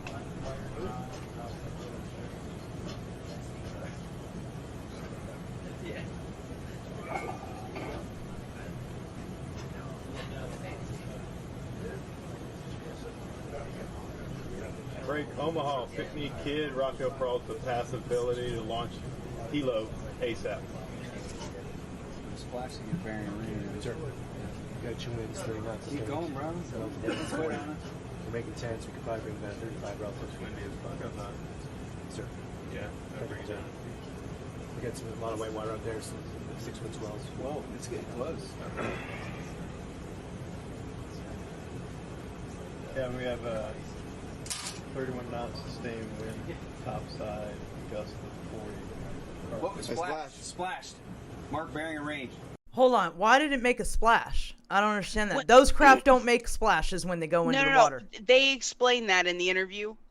When they say splash, that just means they didn't mean an actual physical splash. They meant it went into the water. It went into the water. Okay. Mm-hmm. Let's finish this. All right, that's it. That's it. Now, we had the still shots of that, if you remember. Corbell had released just the still shots, like the 3 in sequence, but now, I mean, this is the video that went with that. Okay, this one is out of... What was that? All right, this is out of Nevada. What's the date on this? I'm not sure what the date is on this one, but let's go ahead and play this one. I am in the western part of the United States, not quite California, but on the border. And I'm sitting in the Target parking lot, and this thing has just been stationary up in the sky in the little town that's about 30 miles away from where I live. Looks like it's kind of... Who just said that? Foil, I'm worried about them replacing our justice system with AI. Yeah, it's a really good... yeah, that was me. That's that's what I was starting to say, is that, like, they're complaining about our police force. Well, we don't need to revamp police force. Right, but we can all resist and not be a part of that. It doesn't matter what they decide to do. We don't have to be a part of what they're doing. You know what I mean? So it doesn't matter. I mean, I'll happily resist arrest by a robot. It wouldn't be the first time I've resisted arrest, but I'm saying, like, it'll make it significantly more complicated. You're not getting what I'm saying. So let's just finish UFOs and get off that whole AI topic. In fact, I don't think we should talk about it on Conspiracy Couch because it just... You get so upset with the dark stuff. Let's save this conversation for another time, right? I mean, I do. And I have my moments where, you know, but I don't focus my attention on it because I understand a little bit, just a little bit about human consciousness. And I know that focusing my attention on dark things will only bring about more. I understand. So, I mean, you know, and we're both, you know, somewhat educated on this kind of stuff. So I would think that you'd understand why I don't want to focus my attention on dark things. So. Kind of between here and there, maybe directly over there. I'm not sure. Sorry, my daughter's in the background singing. And this thing has just been stationary in the sky the entire time I've been here, which is like 10 minutes. I don't know if you can tell, but there's like an aura around it on video. In like person and by the naked eye, it looks like there's an aura around it as well. It's almost like when you see heat coming off the asphalt. What were those things on the left and right? Like dirty. Did you see that? What were those things on the left and right? All I saw was the big one. Watch closely, but look on the left and the right. Asphalt. Is that just the windshield? Like dirty looking. That could just be a little bit of smog. Sometimes we have that in our skies. Not super often, but it does seem to be. Was that a bird around? But then there's something else to the right. There's something else to the right. There. Oh, I see what you're talking about. I don't know. I asked. No, I don't think I clicked back long enough. Do you see that? And they said they think it's a hot air balloon. It's possible we have those. There was something to the left and the right, but we're running out of time. I don't want to try to keep tracking back until we're able to find it. But yeah, there was something on the left and the right, but I really couldn't tell if it was like a bird smudging on the window or if it was something else. I mean, it wasn't very apparent. So let's see. Let's check out this one. Last night I saw a cluster of gleaming blue. I thought this was interesting. Gleaming blue lights moving rapidly in the night sky. I thought this one was interesting.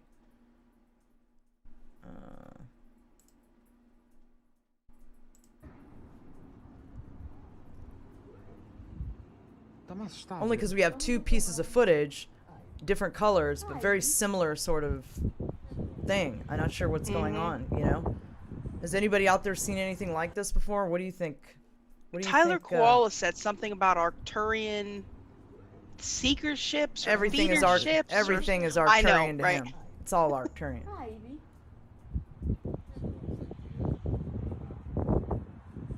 Scout ships, Arcturian scout ships, right? I don't know. I mean, maybe the Arcturians didn't tell me what their scout ships look like, so I wouldn't know. But, you know, I wish they'd tell me, but they won't. They haven't. Not yet. So, yeah, I don't know. Maybe they could be, but I've never seen any UFOs like that. Has anybody else seen any? Antonio says AI drone swarm. Maybe. I mean, they've got... I don't know. Ships that will release, you know, thousands at a time. So I don't know, but those show, and then the next one from Africa during the day. I mean, they're just, I don't know. Yeah. Here's another one from Africa. Let's see. And a little different color, different area, but very similar sort of thing.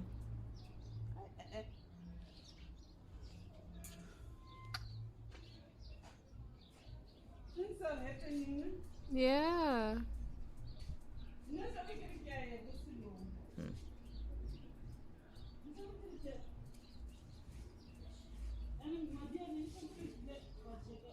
Rob says scouts don't travel in packs. Just saying. So, yeah, I don't think many people have too much of an idea what that could be. And I don't know, because those look like little orby bits. Like, I don't know. You'd think drones would be, I don't know. Very. This is interesting though. But wasn't there a time on this one, the Screams video with the drone footage where he captured something? Wasn't there a time on this one? Oh, I thought I sent Could you check and see what the time on it was? Are you able to pull that up? Because I know it goes on for a minute. 1:42. It's 1:42. Okay, let me pull that up right now. All right, so let's get to 1:42 then, and not waste too much time with it.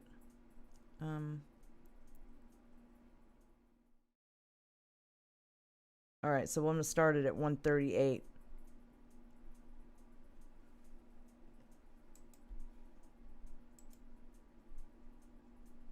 Okay, look where you see the arrow, guys. He'll slow it down. I thought this was interesting, this one.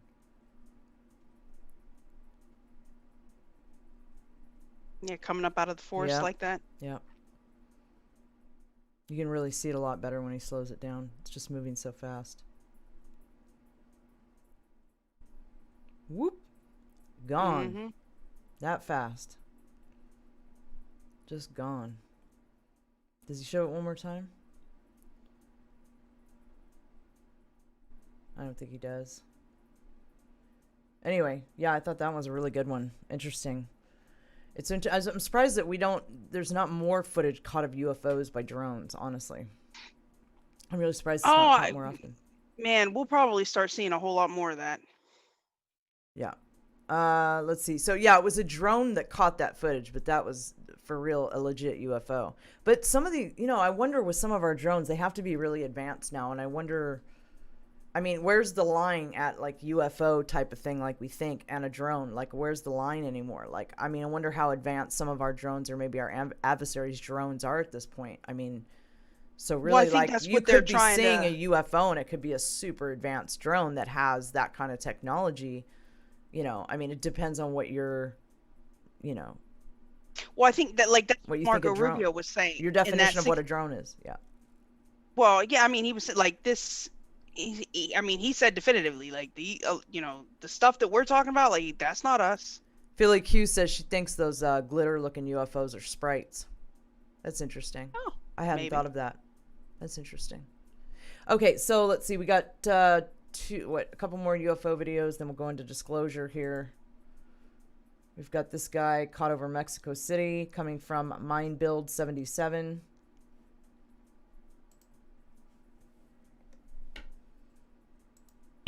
Back with another video. So today we're going to be checking out two new UFO videos, one of which was sent to me by a viewer, and then this other one, which you can see on screen right now, is of this UFO filmed in Mexico City. And we're going to be checking that one out first. So let's check it out and then I'll say what I think about it and make sure that you guys tell me what you think too. So I'll link the sources down below like always, and let's check this out.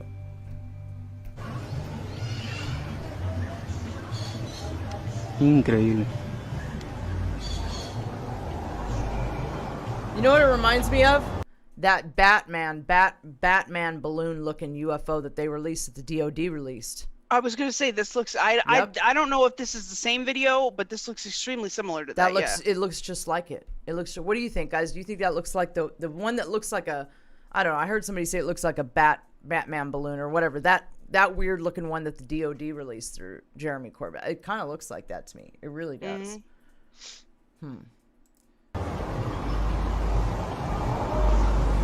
Está enorme. I wonder if it's the same thing.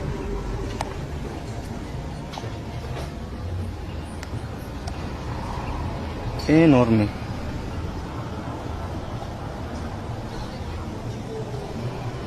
Somebody said out there they think the pyramid, Karen Hare 7 says the pyramid ones might be blimps too. Yeah, I'm sure some of them could. Definitely. Some of it could be, you mean by blimps, you mean airships?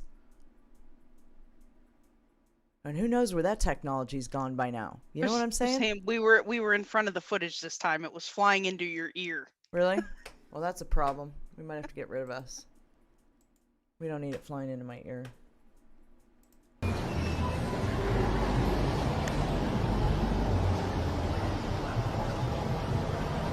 So let me pause the video for a second to tell you guys what I think about this so far. So first off, the footage is very high quality, which you can't really... It's clearly a craft. I mean, I think so.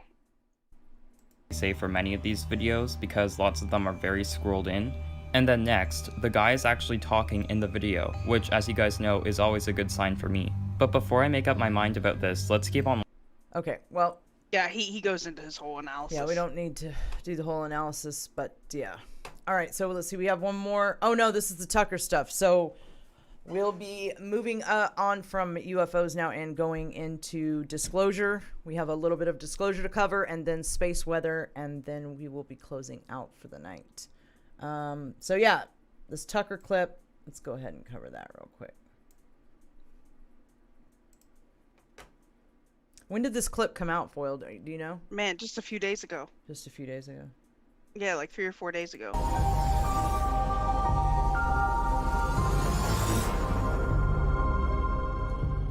We've interviewed a number of experts on the show, people familiar with footage in the possession of the U.S. military, who have said there is tape out there of unidentified flying objects descending from the sky and then disappearing into the ocean. Well, today, that video emerged. The Pentagon has just confirmed that the footage is real.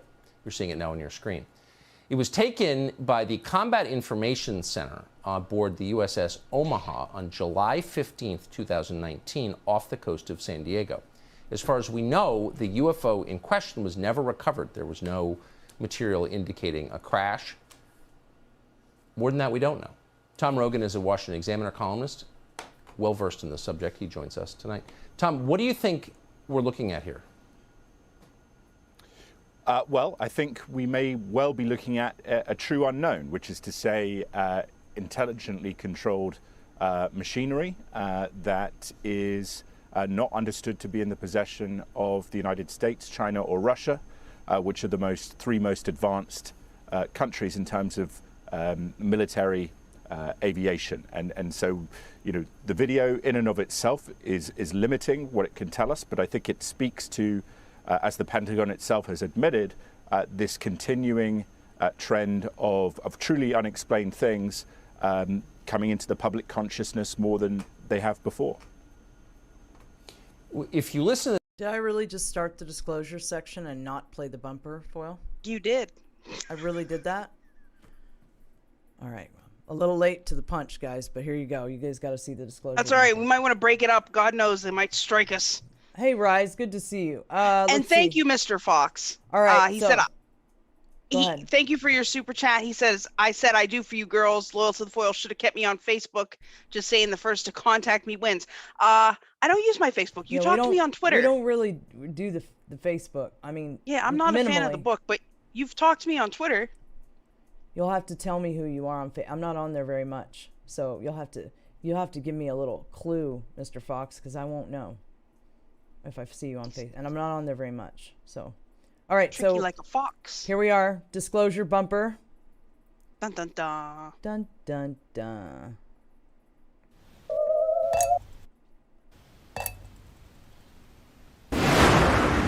Disclosure.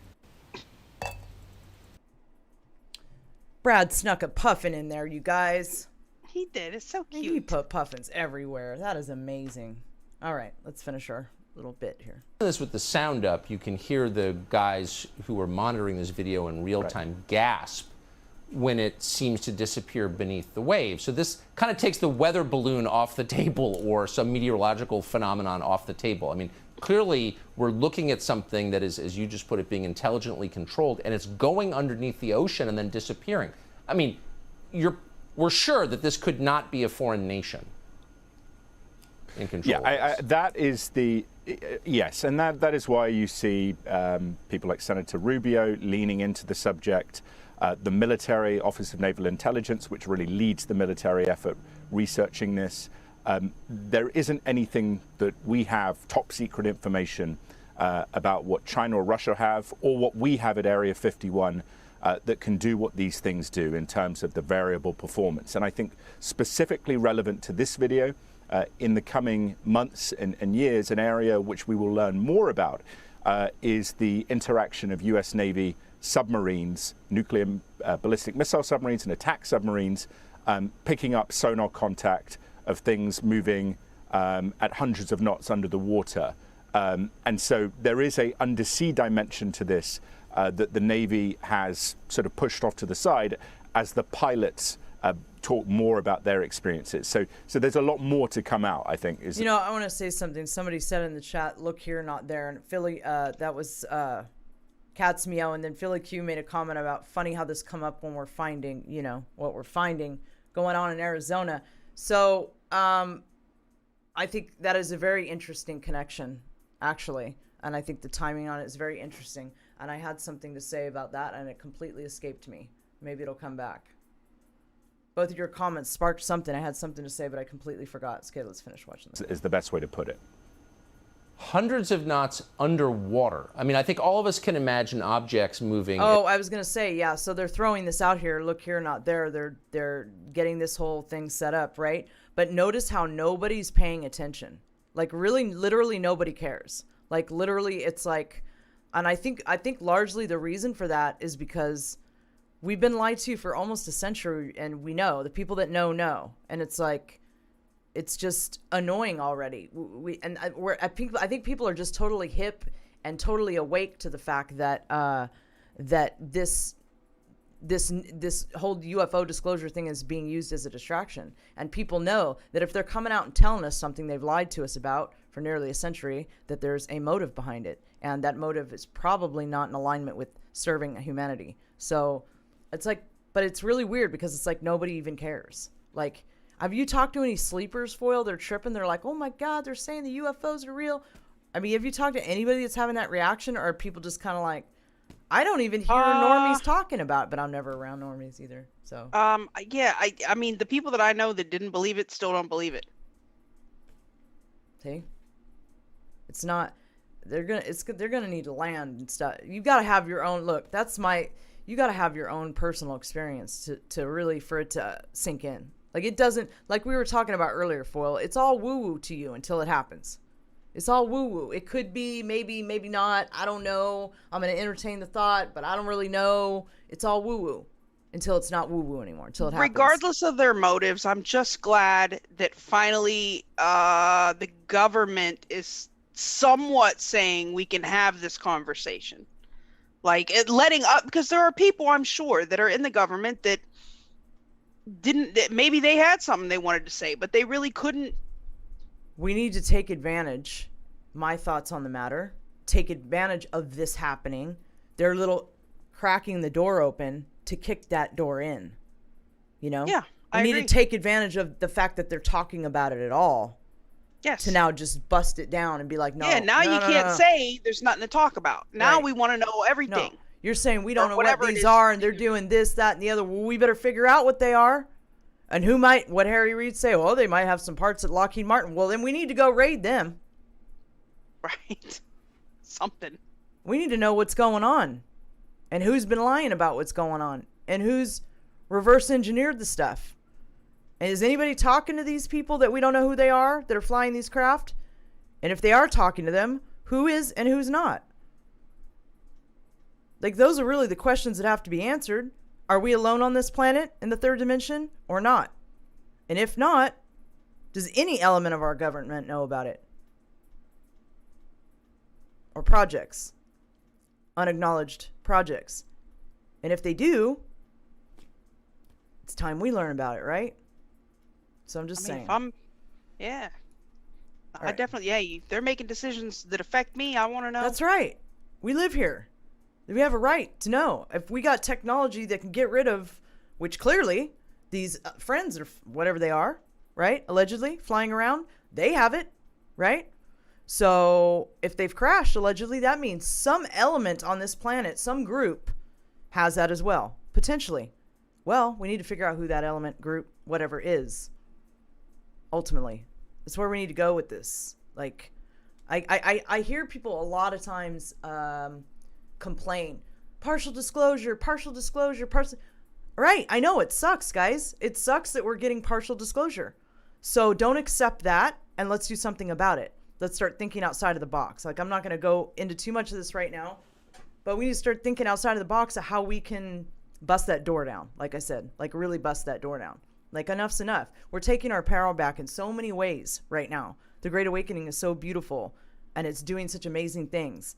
And we don't need to accept a partial disclosure narrative. There's many things we can do to affect change in that area. So, other than just say, hey, that's partial disclosure. Hey, that's partial. Yes. Those of us that know exactly what it is, right? But there's a lot more we can do than just pointing out the fact that it's partial disclosure. We know that. So, got to keep the pedal to the metal, friends. All right, let's finish this clip and move to space weather. At incredible speeds in the air, maybe even approaching you know, the speed of light, potentially, but hundreds of knots underwater, I don't think most people can even digest that. That's been recorded? That's what I've heard from sources, very good sources, and that the Navy has the data. And one of the big things, Tucker, that I think as we move towards this Director of National Intelligence report, and I do know that the various agencies are actually taking that more seriously than people might expect, as is DNI. One of the things we're going to find is that over a period of decades, a lot of the data, a lot of the measurement of these things has been put off as technical aberration or essentially a data malfunction, because they didn't want to really admit that something very serious and special is going on. I mean, some of this behavior challenges our understanding of physics, so I think this is going to change a lot of perceptions. Tom, I appreciate it. I hope we'll see you again soon. Thanks, Tucker. Hey, Sean Hannity here. So yeah, it continues. The partial disclosure narrative continues, but like I heard somebody say in the chat earlier, at least they're starting to talk about it, and that gives us some wiggle room to then start taking some decisive action, and you know, in this area. So in that way, it is a good thing. All right, so let's see. Well, I think that about does it for disclosure. We have one more article, but we're really running out of time, you guys. So I'm gonna go ahead and move over to space weather with Alexis from Ascension Diaries. Whoops. With Alexis. With Alexis from Ascension Diaries. If I can find it. Beep bop boop beep. Beep bop boop beep.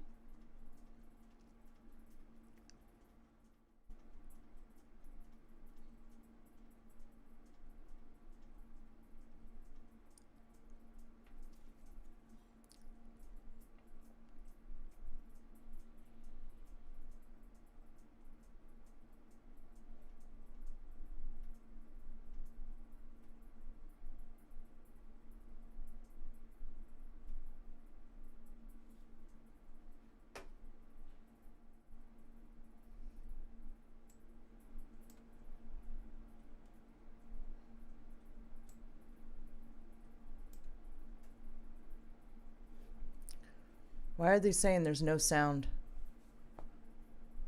Hold on a second.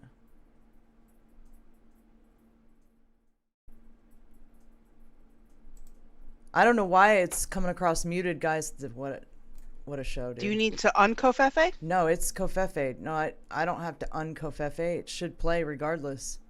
I think her volume's just really low, but it didn't come across low like that when I listened to it earlier. I have no idea why it's coming through that low. It's turned up as high as I can get it.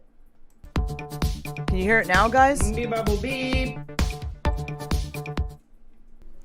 Hello, beautiful beings, and welcome back to another space weather update. My name is Alexis of Ascension Diaries, and this is a project in coordination with 1 Foot in 5D Space Force News that happens every Sunday night at 6 p.m. PST.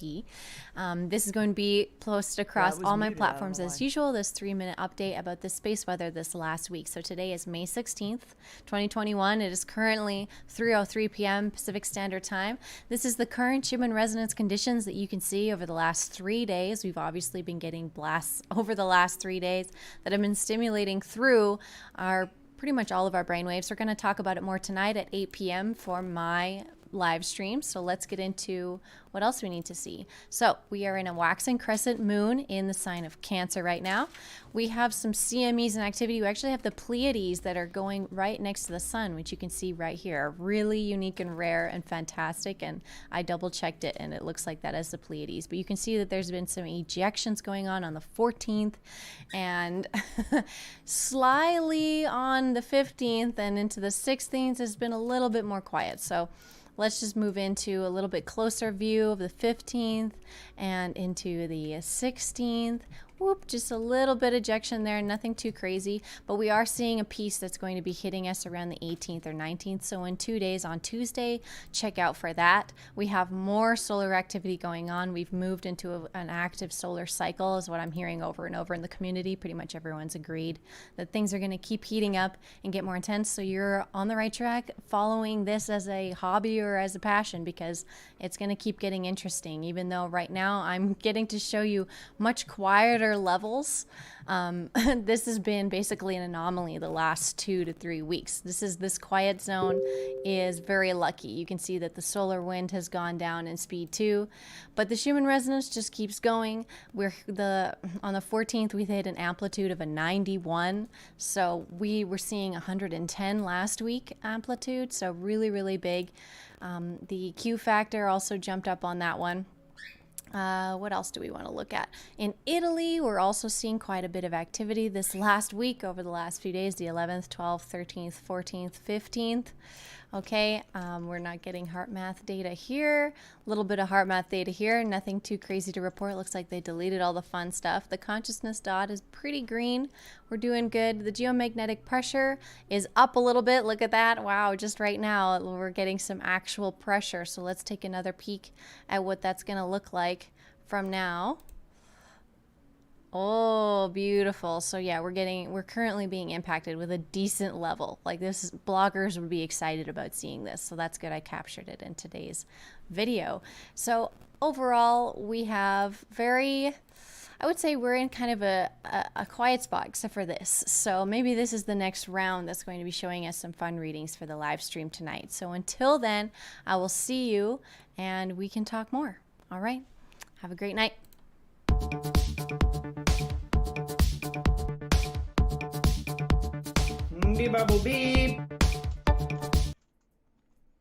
Thank you, Alexis, for your amazing space weather update. Woohoo! That was wonderful. Yeah, sorry about the mute, guys. We know it's been a rough show tonight, so we're very grateful for your patience and understanding. Yeah, and that's all I'm going to say about that. Okay, so there's a super chat I need to thank real quick, and then I want to talk about just a couple things. So Day Tripper said, for keep the awesome job, ladies, great show. Thank you so much for your donation, Day Tripper. I think that's her name, Day Tripper. Clarify if I did something wrong with that, if I mispronounced it. Okay, so what did I want to cover real quick? Yeah, my mind's gone today. Let's see, yeah, so Wednesday. Oh, I know what I wanted to cover. Okay, so Alexis from Ascension Diaries, her stream will be right after my stream tonight. I always post it in my Telegram chat so that you can find your way over there, but usually Mic check. Is that better, guys? Okay. I was saying that Alexis, thank you so much for your space weather update. Alexis's stream from Ascension Diaries, her stream is right after my stream.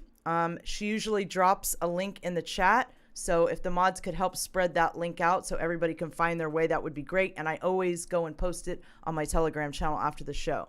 So definitely go and like and subscribe over there and check out her stream. That she's nice, wonderful vibes.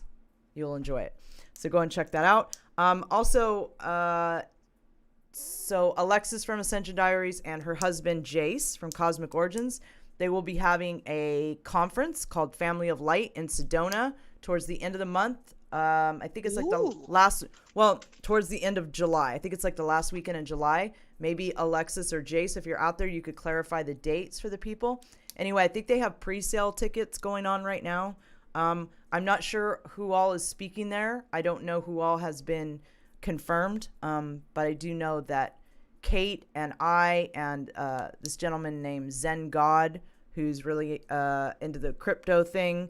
I know us three are for sure, but I'm not positive about the other people, so I don't want to mention who they are yet. But yeah, I just wanted to give a heads up about their Family of Light conference in late July. So that should be a lot of fun. Looking forward to that.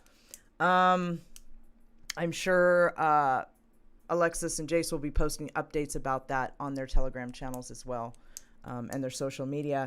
All right, so I am going to, as far as Wednesday goes, like I was saying earlier, I'm not going to have a guest on this week. I'm going to be going on by myself and just hanging out with everybody and chilling and having a good time. And I think I will go into a bit about spiritual technology and the spiritual path. So if you want to come and hang out, that'll be a lot of fun. Wednesday night, 6:30 p.m. Pacific, 9:30 p.m. Eastern. And as far as the couch will be on this Thursday. But as far as the topic, not completely sure on that yet. But I will make a post about it on my Telegram channel, you guys. So I'll keep you updated. Let me go and empty the chest on D Live. So while you're doing that, thank you, Successful Sarah. She says it's been an awesome show. Sending love. And thank you, Amelia. She says testing 1 2. Live. This is for you. Thank you guys for your super chats. We love you. Yeah, they know. They love us. We love them, and they know that I need a little bit of practice running all those bumpers smoothly. That wasn't even the bumpers tonight, man. That was just straight archonic interference, left and right. Like, I have never seen anything like that before on this show. Just everything that could, it wasn't just archonic. It was like everything that could possibly go wrong or not work correctly did tonight. That was just incredible. So perhaps we need to start praying before the show, Foil. It'll be okay. Everything is going to be okay. That might be it's a good all idea. Love. Right? We can do that. Yeah, but praying before the show would be good. It's always a very good habit to be in. All right, agree. Rewards are distributed on D Live. So we are good to go over there. You guys got your rewards. Let's see. What else? Yeah, so we are, well, I'll cover that on Wednesday. Keystone said just breathe through your hole, Alara. Breathe through my hole? Mm-hmm. Okay, thanks. That's funny. Hi, Chatternuts. Good to see you. Yeah. So, on that note, Foil. Guys, please make sure to like, share, and subscribe. Go over and follow us. We are on DLive, Twitch, Pilled, Foxhole, and Rockfin. Rockfin, guys, go make the free account. My channel's there. 1 Foot in 5D is there. You get all the awesome content. You can make a free account and follow. If you feel froggy and want to subscribe through the channel, you get everybody's premium content. You can't beat that. It's the best. You can donate directly to Space Force News Live via Cash App and the Venmo now, which is apparently functional. The links are in the description below, along with all of our personal links on the link trees. Now, if you want to support us and a veteran-owned business, check out BeardVet.com for all your coffee and super manly needs. And meet us back here next Sunday for another awesome episode of Space Force News Live. Keep your eyes on the skies and stay loyal.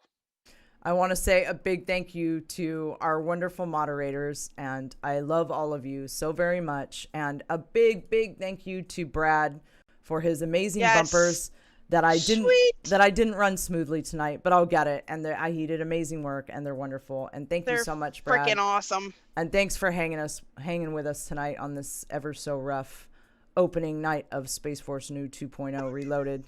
And on that note, we are your news in this dimension and the next. Good night, Space Patriots. See you Wednesday.